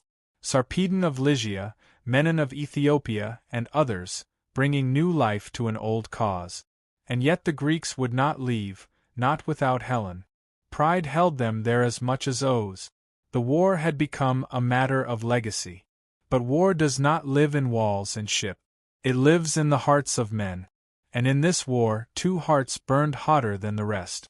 Agamemnon, king of kings, stern and imperial, and Achilles, son of Thetis and Pelus, unmatched in battle, fated to die young and determined to make that death matter. The quarrel between these two would shatter the fragile Greek alliance. It began, as so many quarrels do, over a woman. In one of many raids, the Greeks had taken captive. Among them were Crius, daughter of a priest of Apollo, and Bruce, a princess of Lyrnessus. Crius was awarded to Agamemnon, Brice to Achilles. When Chryseis's father came to ransom her, bearing golden gifts and reverent words, Agamemnon scorned him. The old man prayed to Apollo, and the god answered not with fire from the sky, but with plague, a silent killer that passed from beast to man, filling the air with death. The prophet Calchas at last revealed the truth.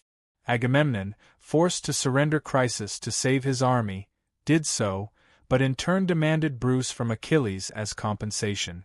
It was a slight Achilles could not endure. He rose from the council in fury, called Agamemnon a greedy coward, and swore an oath before the gods. He would no longer fight for the Greek. Let them bleed without him. And so he withdrew to his tent. And with him went the Myrtens, his elite warriors, silent and dangerous, forged for war. From that moment the tide turned. Without Achilles, the Greeks began to suffer. The Trojans pressed harder. Hector, son of Priam and champion of Troy, led the charge with a quiet, noble fury. He was not Paris, who had brought the war, nor Dobus, who sought glory. Hector was the heart of the city. A husband, a father, a prince who carried the burden of his people, not in pride, but in duty. Day by day, the Trojans pushed the Greeks back to the sea. Ships were set ablaze. Heroes fell. Protoileus, the first Greek to leap ashore, had died in the first skirmish. Now, Patroclus, friend and companion of Achilles, watched the losses mount with growing despair. Some say Patetro was a friend, others a lover, but all agree he was the only one who could reach Achilles in his grief and fury. When the Trojans breached the Greek defenses and threatened to burn the ships, Patroclus begged Achilles to let him fight in his stead.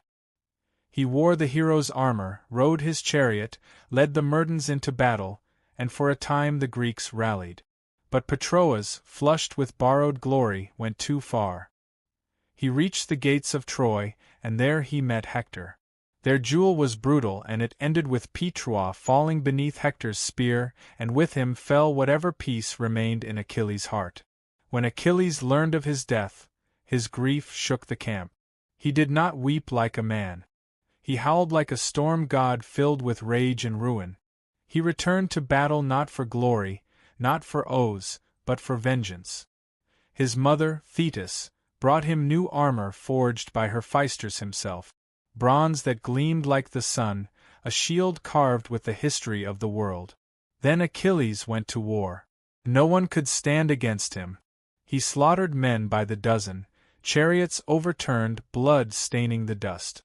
He chased Hector around the walls of Troy 3 times before they met in single combat. Hector fought bravely, but Achilles was a fire no water could quench. He struck Hector down, pierced him through, and in rage dragged his body behind his chariot, circling the city day after day, denying the dead prince the dignity of burial. It was Priam, the old king of Troy, who brought an end to that madness. At night, guided by Hermes, he crept into the Greek camp and knelt before Achilles. He kissed the hands that had killed his son. He spoke not as a king, but as a father, and Achilles finally wept. He returned Hector's body and gave Priam safe passage. For a moment there was quiet in the war. But peace, as always, was fleeting. Achilles would not survive the war. A poisoned arrow, some say fired by Paris, others guided by Apollo, struck his heel, the only vulnerable part of him. He died in the dust, young and unmatched, and the war dragged on without him. The Iliad ends not with the fall of Troy, but with a funeral and a shared grief. Yet the war still loomed. The gods were not finished, nor were the Greek. The wooden horse had not yet been carved. The gates had not yet opened. But the blood had been spilled, and the tide would soon turn. The fall of Troy. The war had bled the land dry. 10 years of siege had turned warriors into husks, kings into ghosts, and heroes into memories. Troy, once golden, stood behind its walls like an old lion surrounded by wolves. The sons of Priam had fallen one by one. Hector, the shield of the city, laid low by Achilles. Treus, struck down while still a boy. Polydorus, slaughtered in betrayal. The Trojans fought with the desperation of men defending not just stone but history. And yet they endured year after year while the Greeks grew weary and restless beside their smoking campfires. Then, just as the gods began to turn their gaze elsewhere, the Greeks vanished.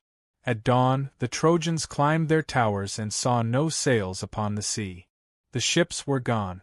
In their place, on the plain outside the Scan Gate stood a colossal wooden horse, tall as a temple, its flanks stitched from smooth plank cedar, its mane carved in honor of Poseidon. No soldiers stirred, no weapons clashed. The war, it seemed, had ended in silence. Troy did not rejoice easily. Priam, old and cautious, questioned what he saw. Others urged caution. But it was Son, a cunning Greek left behind, who broke the city's fate wide open. Pretending to be a deserter, he spun a tale so clever it might have come from Odysseus's own mouth. The horse, he said, was an offering to Athena, a peace token left behind after the Greeks had sailed away. If the Trojans brought it into their city, it would guarantee their dominance for generations. But if they dared destroy it, ruin would follow. Only Lycaon, priest of Poseidon, spoke the truth. Beware Greeks bearing gifts. He warned and hurled a spear into the side of the horse. The wood groaned. Something shifted within.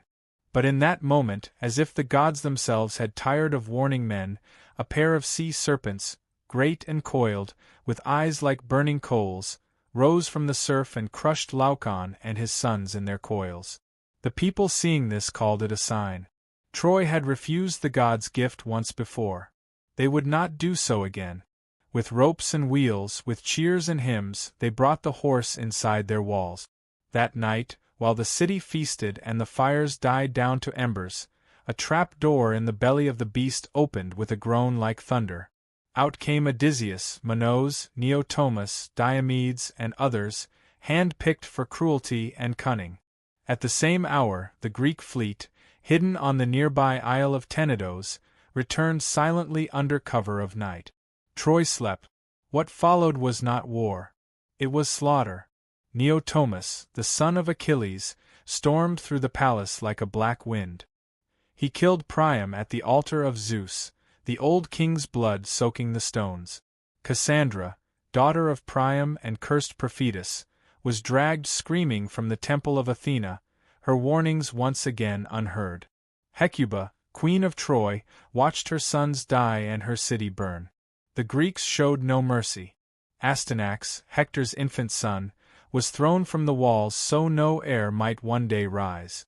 Temples were desecrated, women taken, and the city of Troy, once the pride of Asia, was given to flame. Helen, whose face had launched 1,000 ships, was found in the palace. Some say she wept and begged for forgiveness. Others say she stood proud, untouched by grief. Minos, blade in hand, looked into her eyes and dropped the sword. He took her back to Sparta, and the war at last claimed its final victory. When dawn rose over the plain, nothing remained but smoke and ash. The walls had fallen. The gods turned their eyes away, but the war did not end cleanly. The victors carried their own curses. Ajax the Lesser, who raped Cassandra in Athena's temple, was drowned at sea. Agamemnon, returning home with Cassandra as a concubine, was murdered in his bath by his wife Clytemnestra. The house of Atreus bled on. Minos and Helen returned to Sparta, but their names were never clean again. Damda, Nuster, and others wandered into obscurity or exile. Odysseus, cursed by Poseidon, would not see home for 10 long years. His tale, a winding odyssey of shipwreck and monsters, would become its own legend, shaped by gods and loss. Only Onias, son of Aeneas and Aphrodite, escaped Troy with his father on his back and his son by the hand. Guided by omens and stars, he carried the last ember of Troy westward toward Italy. From his blood, so the Romans would later claim, came Romulus, Remus, and an empire even mightier than Troy. The fall of Troy was not just the end of a city. It was the end of an age, the heroic age, where men dined with gods, where glory mattered more than peace, and where fate was carved into flesh and stone. The wooden horse, the fire, the betrayal, the mourning women. These were the final notes of a song that began with an apple and ended in ruin. The walls that had defied 10 years of siege fell in a single night, and the ashes of Troy drifted out to sea, borne on winds that did not care who had won. The returns, the aftermath of war. The fall of Troy was not the end of the story, but the beginning of another kind of tragedy. One not fought in open fields or high-walled cities, but on dark seas in storm-tossed GS, and in the crumbling halls of once proud kings. For those who survived the war, the journey home would prove far more perilous than the war itself. The gods, unappeased by the sack of Troy, turned their fury against the victors. The winds that had once carried them to war now scattered them like leaves across the face of the world. Agamemnon, the High King, returned first, or so it seemed. He sailed with Cassandra, the Trojan prophetess taken as a concubine, and brought with him spoils, stories, and the shadow of a crime. The gods had not forgotten the sacrifice of Iphigenia, his daughter, slain to appease Artemis before the war began. And in Myene, Clytemnestra, queen, mother, and widow in all but name, had not forgotten either. She had taken a lover in Agamemnon's absence. Aegisthus, a cousin with his own score to settle, descended from the cursed house of Atreus. Together, they plotted murder beneath the roof Agamemnon had built. When the king returned, triumphant but weary, he walked into his palace as into a trap. Some say he was stabbed in the bath. Others that Clytemnestra wrapped him in a robe and struck him down with an axe. Cassandra died too, screaming in a tongue none would hear. Murdered at the threshold of a foreign land. Clytemnestra, bloodied and unrepentant, stood over her husband's body and claimed the act as justice. In that house, vengeance had become tradition. In time, vengeance came again. Orestes, son of Agamemnon and Clytemnestra, returned from exile and slew both his mother and her lover, urged on by Apollo and downed by the Furies, ancient goddesses who punished kinslaying with madness. His was a tale of blood and absolution, one that would echo in Athenian courts and myths for generations. But his was not the only path home. Twisted by divine hands, Minos and Helen wandered long across the sea, driven southward to Egypt by contrary winds. Some versions say the Helen who went to Troy was only a phantom and the real woman had remained in Egypt the whole time, waiting, unaged, while a war raged for her shadow. Others say she went willingly with Paris and that Minos forgave her, wearied by war and longing for peace. They returned to Sparta at last and ruled together in uneasy silence. But Helen's name, once a poem, had become a curse, and Sparta would never again rise as high as the day she left. But it was Odysseus whose journey became the most storied, the most sorrowful, the most enduring. After Troy, he sailed not for home, but into a 10-year trial by sea, caught between the wrath of Poseidon and the whims of fate. He was no innocent. Odysseus had contrived the wooden horse and led the sack of Troy, and in doing so, had desecrated temples and angered gods. Poseidon in particular had marked him for punishment. Odysseus's ship was hurled from island to island, each more strange than the last. He blinded Polyphemus, the Cyclops, son of Poseidon, escaping with the clever name of Nobody. He deadied with Circe, the sorceress who turned his men into swine, and with Calypso, the sea nymph, who kept him as a lover for 7 long years. He journeyed to the edge of the underworld, spoke with the dead, and heard the song of the sirens, tied to the mast, while his crew rode with ears plugged by wax. He sailed between Scylla and Charybdis, lost all his men to storm and folly, and at last washed ashore, alone on the island of the Phaeacs, who, moved by his tale, gave him a ship and safe passage. At last he returned to Ithaca in rags and silence, his beard long, his eyes cold. There, in his absence, suitors had overrun his house, feasting and plotting to marry his wife Penelope, who had waited, weaving and unweaving the same shroud by candlelight. Odysseus, with the help of his son Tmachus, his loyal swineherd, and the bow only he could string, slew the suitors one by one. Blood filled the great hall. Peace returned, but only for a time. The cycle of war and vengeance was never far behind.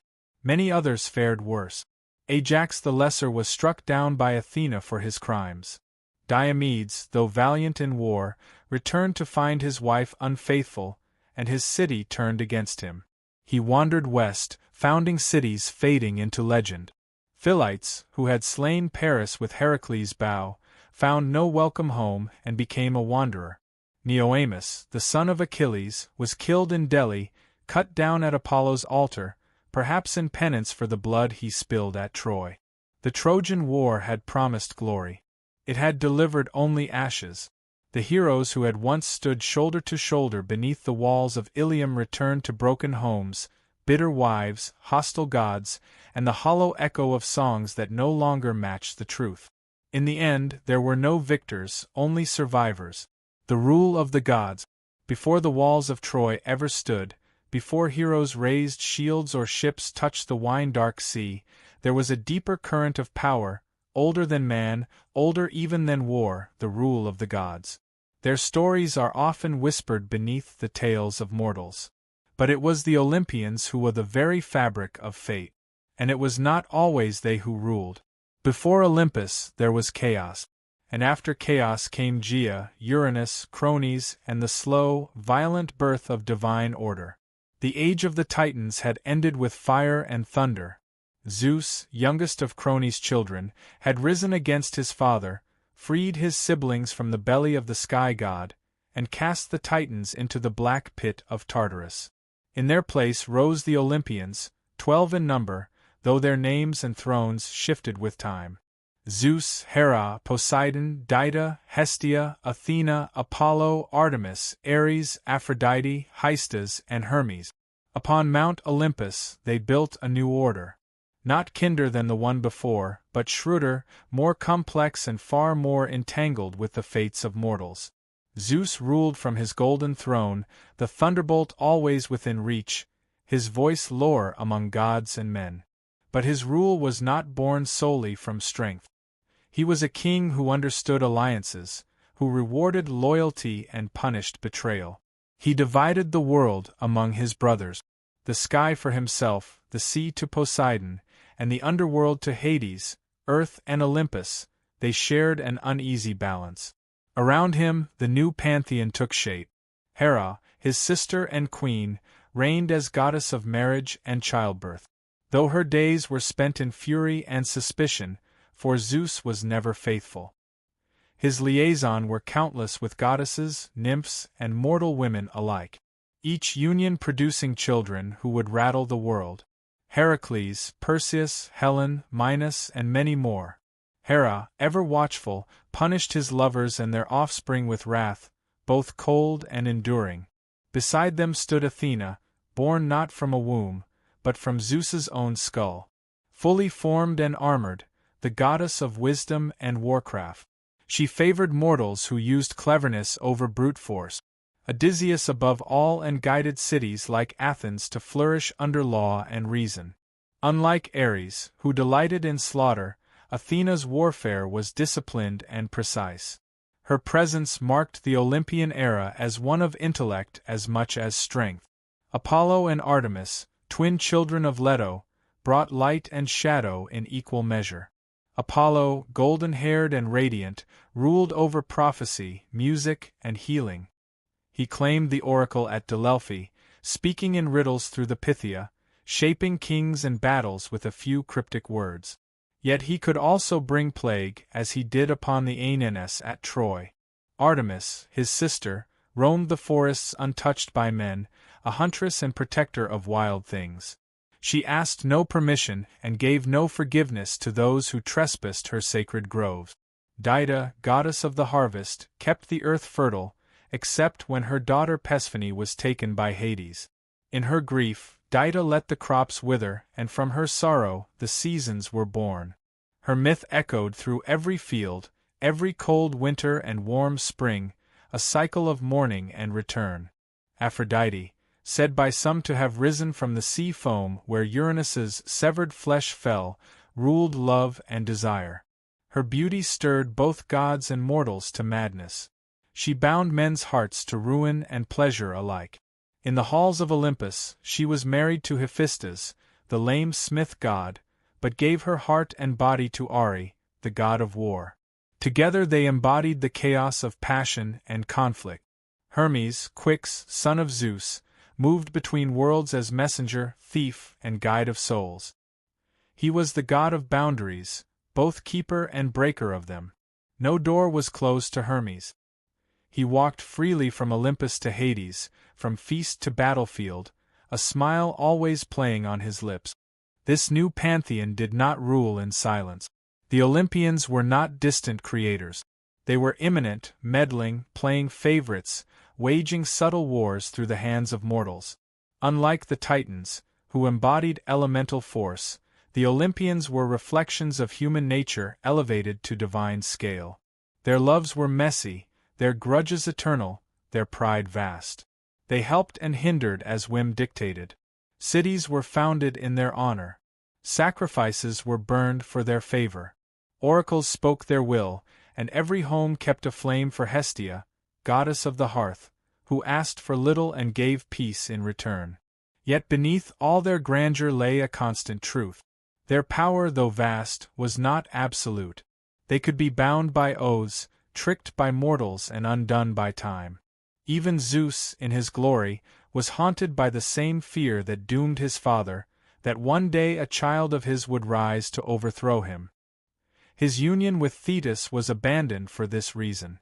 She was wed instead to immortal Pallas so that Achilles, her son, would die young and not ascend. In this, the Olympians were no different from men. They feared loss, clung to thrones, and fought to keep their order intact. But for a time they ruled. Their names etched into every marble temple. Their deeds sung in every song. Their symbols carved into shields and coins. The age of heroes had passed. But the gods still held dominion over the world of men. And yet from distant lands and whispered prophecies came the faintest echo of change. New gods stirred beyond the horizon. The temples would not stay full forever, but Olympus for now still stood. The rise of mystery cults. The Olympians were mighty, but they were not unchallenged. Even as temples to Zeus reached toward the sky, and Athena's wisdom lit the minds of city-states, darker gods walked the earth. Gods of wine and madness, of death and rebirth, of things not carved into public altars but whispered in secret groves and torch-lit caves. Chief among them was Dionysus, the last to take his seat on Olympus, and the only one who truly stood between the divine and the wild. Dionysus was no ordinary god. His birth alone defied the laws of nature and propriety. He was the son of Zeus and Seal, a mortal princess of Thebes. When Semele, tricked by Hera, demanded Zeus reveal his true divine form, she was consumed by his thunderous radiance. Yet from her ashes, Zeus plucked the unborn child and sewed him into his own thigh. Months later, Dionysus was born again, twice born, they would call him. And from the moment of his second birth, his path was unlike any other Olympian's. He was raised not on Olympus, but in far corners of the world, among nymphs in Nyssa, in the caves of India, in the company of satyrs and maeads. He wandered, not ruling from a throne, but roaming with flute and vine, his train of revelers trailing behind in ecstatic dance. Where he walked, vineyards bloomed and reason faltered.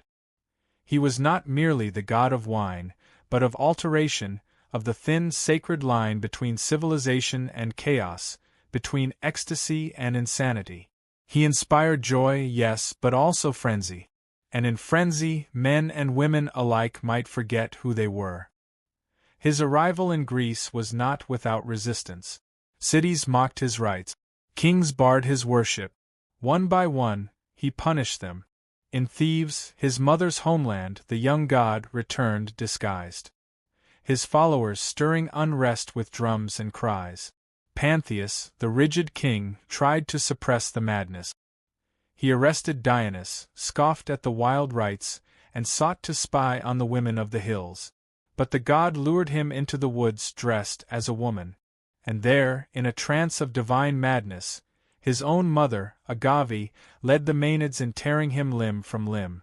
Only when she returned to the city with her son's head on a thyrsus, did the spell break, and the lesson settle like a shadow over all Thebes. Dionysus was the god of theater as well as intoxication, of masks and performance, of truths hidden within lies. His festivals became the heart of Greek drama, where comedies and tragedies alike were performed in his honor. Through masks and songs, the Greeks gave shape to fears and desires they dared not speak aloud. To worship Dionysus was not to bow before power but to surrender to it completely. And with Dionysus came something new to the Greek world: mystery cult, religions of initiation, secrecy, and rebirth. Unlike the formal rites of Olympus, mystery cults promised something personal. In the Eleusinian mysteries, followers of Dido and Persephone reenacted the story of descent and return of a daughter lost to death and found again. The Orphics, followers of the poet mystic Orpheus, spoke of Dionysus as a god torn apart and resurrected, a god whose suffering brought wisdom and whose rites promised freedom from the cycle of rebirth. These mysteries did not reject the Olympians, but they moved beneath them quieter and deeper. They offered hope where the thundering gods gave only lore. They whispered of a soul that could endure, that could transcend the mortal body. And in that promise, the old certainties began to tremble. Even on Olympus, the cracks began to show. The gods feuded more bitterly. Ares and Athena vied for the hearts of warriors. Apollo fell in love too often and too fatally. Hyacinthus, Daphne, Caronis, leaving death and transformation in his wake. Aphrodite, jealous and capricious, punished mortals for the very desire she stirred. The gods began to resemble the mortals they ruled. Proud, fickle, wounded, and lost. In Dionysus, the Olympian order met its mirror and its undoing. He was divine and yet lived as a wanderer. He brought joy yet left madness. He tore down kings and raised up peasants. And most importantly, he changed the nature of divinity itself. The gods were no longer aloof and eternal. Through mystery, through ritual, through wine and song and madness, mortals could feel the breath of God within them. Not in temples, but in themselves. And somewhere in the distance, beyond the wine-dark seas and the marble columns, new gods stirred. Rome was rising. The world was changing. And Olympus, for all its thrones and thunders, could already feel the wind shifting on the mountaintop. The demigods, children of gods and mortals, the Olympians, for all their immortality and glory, did not confine their stories to the high halls of Olympus. They descended again and again into the world of men in the form of lovers, tempters, warriors, or punishers. They mingled with mortals and left behind not just oracles or omens but children. These children of gods and mortals, demigods, were born into a world that neither fully embraced them nor could ever fully contain them. Some became kings, others monsters, but a few became legends, their stories lasting longer than the walls of Troy or even the temples of the gods who sired them. Foremost among these was Heracles, the son of Zeus and Alcmene, a mortal queen of Thebes. His conception was marked by trickery. Zeus came to Alcmene in the form of her husband, drawing out the night so that it lasted twice as long. From that deception, Heracles was born, already shadowed by Hera's wrath. For Hera, the queen of heaven, could never abide her husband's infidelities, and she made the life of Heracles a crucible of torment.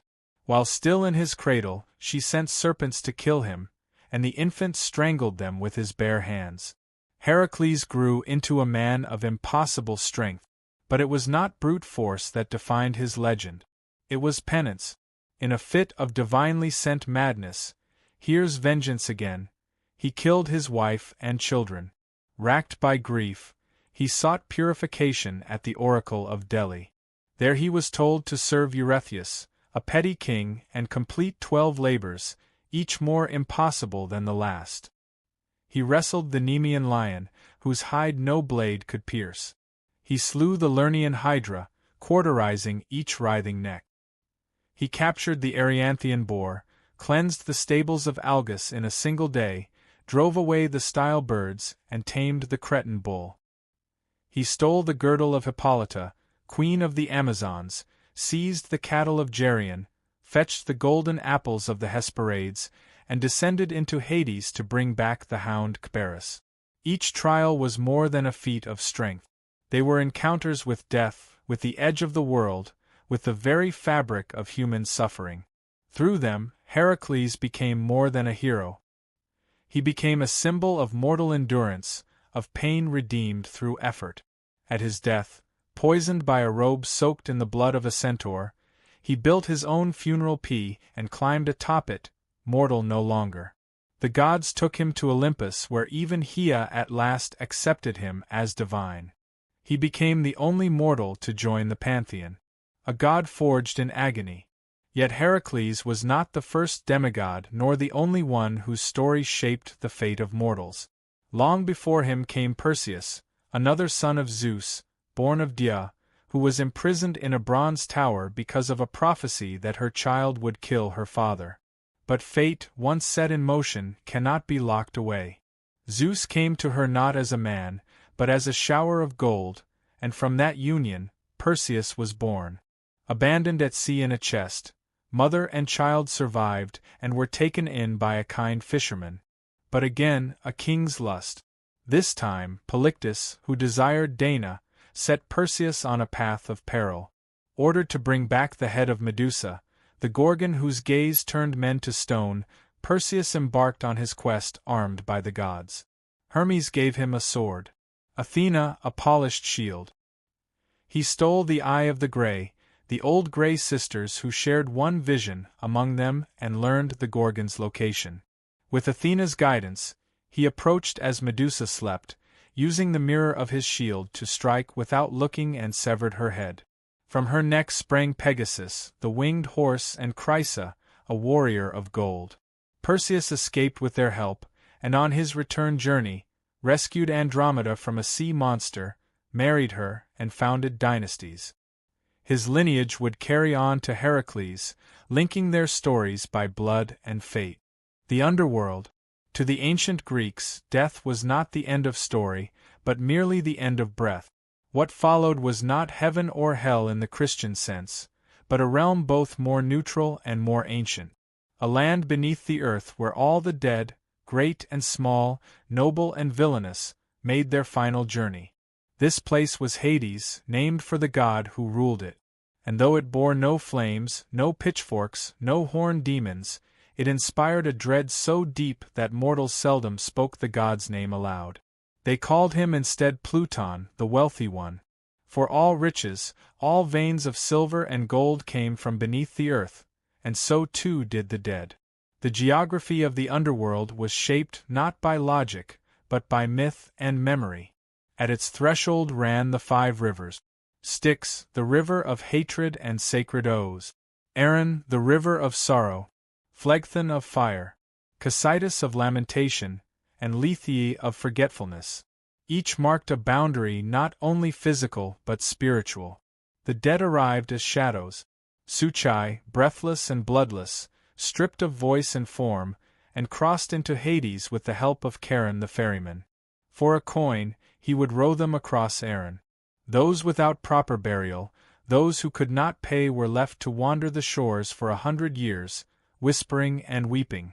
Upon entry, the souls were met by Cerberus, the three-headed hound who kept the dead in and the living out.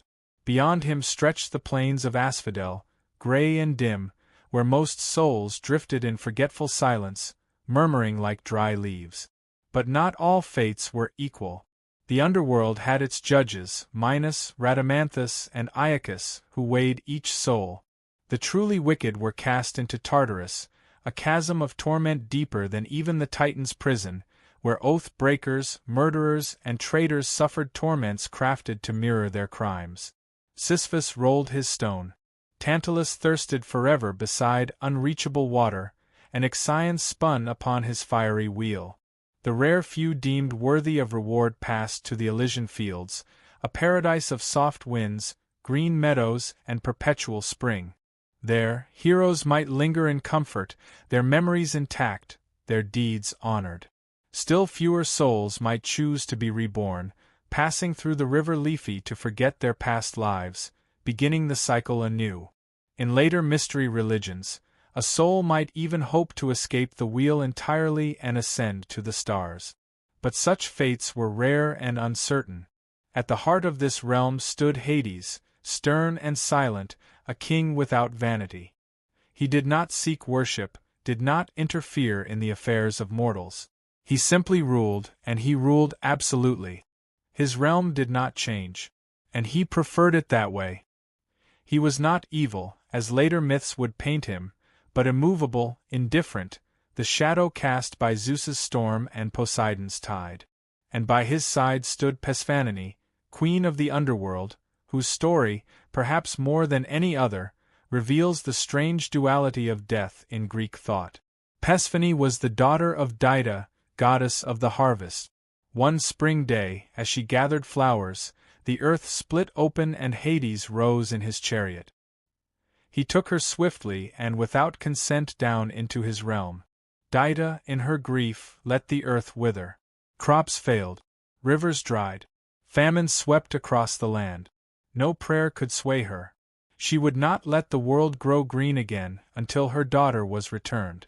At last, Zeus sent Hermes to retrieve Persephone. But because she had eaten pomegranate seeds, 6 of them, or perhaps just one, she was bound to Hades. The compromise became a myth for the seasons. Persephone would spend part of the year in the underworld, and during those months Dido would grieve, and the world would grow cold. When Persephone returned, the earth would bloom. Life and death became a cycle, not a sentence. Over time, Persephone's role evolved. No longer merely a captive, she became a ruler in her own right. A queen of mysteries who walked among the shades with quiet authority. In the Eleusinian mysteries, the great secret rites held outside Athens, her descent and return were reenacted each year, promising not only the return of the grain, but the hope of renewal for the soul. The underworld was not entirely sealed. A few mortals journeyed there and lived to tell of it. Orpheus sang his way past Cerberus and charmed Hades and Persephone only to lose Eurydice with a backward glance. Heracles brought Cerberus to the surface. Odysseus, guided by Circe, sacrificed to the dead and called up the ghosts of Tiresias, Achilles, Agamemnon. Each one told him that death was not glorious, only final. "Better to be a slave in life than a king among shades," said Achilles, once the greatest of the Greeks. And so the Greeks built their tombs with care. They buried the dead with coins for Charon, with weapons, wine, and songs. They poured libations and made offerings at the family hearth. For the dead were never truly gone. They haunted dreams, sent signs, and sometimes through rites and blood could even be called back for answers best left unspoken. The underworld was a mirror of life, of memory, of justice without appeal. It offered no heaven for the faithful, nor hell for the faithless. It simply existed, vast and dark, ruled by a god who did not seek love or prayers, only silence. In that stillness, the Greeks saw the shape of eternity. And in the stories they told of Hades and Persephone, of shadows and judgment, of rivers and thrones beneath the earth, they gave death its place in the order of the cosmos, not as a punishment but as a passage. The twilight of the gods. Even the gods are not immortal. Not in memory, not in power, and not in reverence. There comes a moment in every mythic cycle where the divine grows quiet. Where once vivid figures fade from the edges of men's dreams, and thrones once built in thunder are worn smooth by time.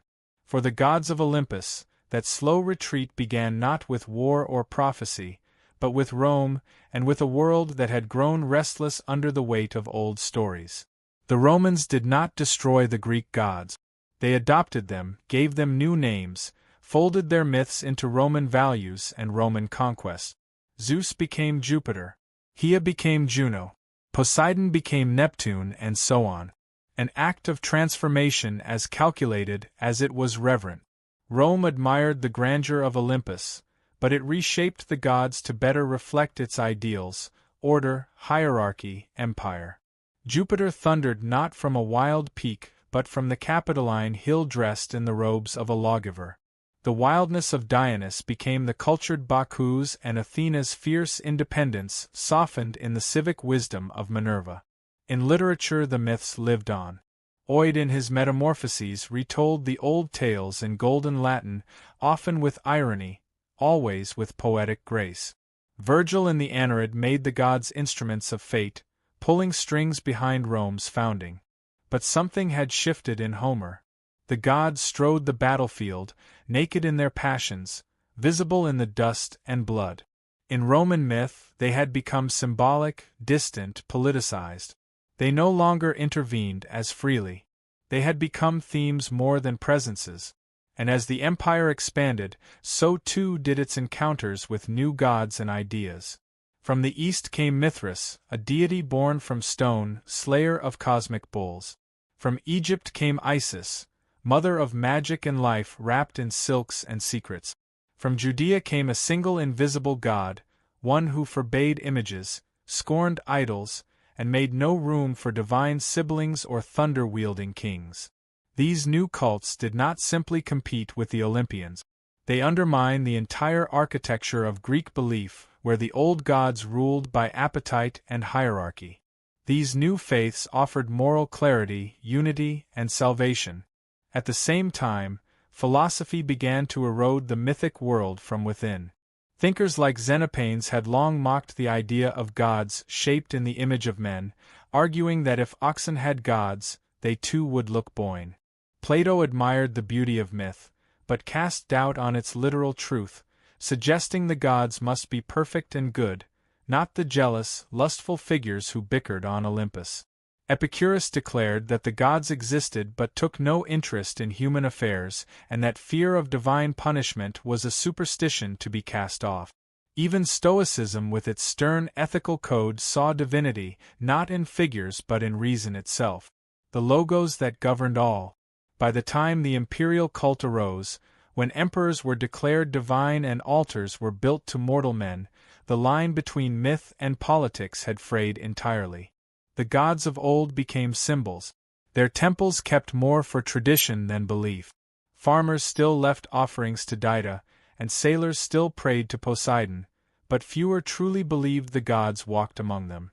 The flame on Olympus had not yet gone out, but it flickered low. And then came the final blow, not from a rival cult, but from a revolution of faith. Christianity, once a fringe sect of persecuted believers, began to spread across the empire, carried not by sword, but by word. Its God was unseen, singular, and omnipotent. Its stories were not of lovers and vengeance, but of sin and salvation. In time, its temples replaced the old ones. Its hymns drowned out the lyres. Its priests denounced the Olympians as demons or fictions. By the reign of Theodosius I, pagan temples were closed by law, the Olympic Games abolished, and the rites of sacrifice outlawed. The gods did not resist. There was no final war between Zeus and Christ, no divine siege of Jerusalem or Rome. The Olympians simply faded like the last light of a long day. Their statues stood weathered and silent. Their altars went cold. The marble columns cracked and ivy crept up where priests once stood. The myths remained, but as literature, not faith. Children learned of Heracles in schools, not shrines. Artists painted Athena, but did not pray to her. The gods who had once commanded storms and fates were now stories, beautiful, strange, haunting. And yet they endured. Even as their temples crumbled, they lived on in whispers, in poetry, in the architecture of Western imagination. They returned in Renaissance paintings, in Enlightenment philosophy, in romantic epics and modern retellings. They became archetypes of war and wisdom, of love and betrayal, of hubris and glory. The Greeks had given them human faces, and in doing so had made them eternal in a different way. Though the temples fell and the oracles fell silent, the myths of Olympus did not die. They became echoes, faint at first, like a distant lyre strummed in the wind, then louder as time passed, and the world once again began to listen. For myths, unlike kingdoms, are not bound by stone and sword. They endure in the realm of imagination, and there the gods have always found a way to return. The legacy of the myth. During the long centuries of Christian dominance in Europe, the gods were not worshipped, but neither were they forgotten. Monks and scholars copied ancient texts, sometimes grudgingly preserving Homer and Hesiod, Euripides and Sophocles, even as they condemned the beliefs these works once sustained. The old stories survived not in temples but in libraries tucked between sermons and treatises waiting. And then came the Renaissance, that great turning of the wheel when Europe looked backward to move forward. In the courts of Florence, in the chapels of Rome, in the minds of thinkers like Petrarch and Erasmus, the gods rose again, not as deities, but as symbols of human nature. Painters draped Aphrodite in seashells and light. Sculptors gave Apollo his bow and grace. Poets invoked the muse once more. Myth was reborn in marble and canvas, not altar and incense. The gods no longer ruled the sky, but they reigned in art. In the age of enlightenment, reason challenged superstition, and yet the myths endured. They were studied, translated, dissected. To Voltaire they were allegories. To Goethe they were mirrors of the soul. Romanticism followed, and with it, a return to the emotional, the tragic, the sublime. Writers looked to Oedipus and Antigone, to Orpheus and Eurydice, and found in them eternal questions. What is fate? What is love? What does it mean to be human? Then came the modern age. Myth was no longer confined to classical study. It appeared in literature, cinema, psychology, even comic. Carl Jung saw the gods as archetypes within the human mind, eternally re-emerging. James Joyce wove them into Dublin Street. Rick Riordan reimagined them for school children in Manhattan. In Marvel and DC, the gods walked again, not in robes and sandals, but in armor and spandex. And always in the background, there remained the old tales, unchanged. Odysseus still sailed. Heracles still labored. Pasiphae still rose each spring. They were not forgotten. They were simply translated generation to generation into new forms, new tongues, new dreams. Because myth is not fixed. It is living memory shaped by those who carry it. What the Greeks gave us was not just a pantheon, but a framework, a way to explain the world, to wrestle with death, to honor beauty, to understand the self. Their gods were flawed, yes, but gloriously so. In them we saw not perfection, but potential, the agony of choice, the thrill of risk, the pain of hubris, the comfort of ritual. They told us what we might become, and what we must fear. Even now, in a world of science and silence, the myths still murmur. You hear them in stories of chosen heroes, in fallen stars, in the slow turn of the seasons. A girl descends and spring waits. A king defies prophecy and loses everything. A mother grieves the son. The faces change, but the truths do not. The gods may have left Olympus, but they never truly left us. They walk quietly now in books and songs, in dreams and memories, in every tale that dares to reach beyond the mortal veil. They are not dead. They have simply moved. And now the story ends. The winds on Mount Olympus are cold. The torches in Delia are ash. But the myths remain. Good night.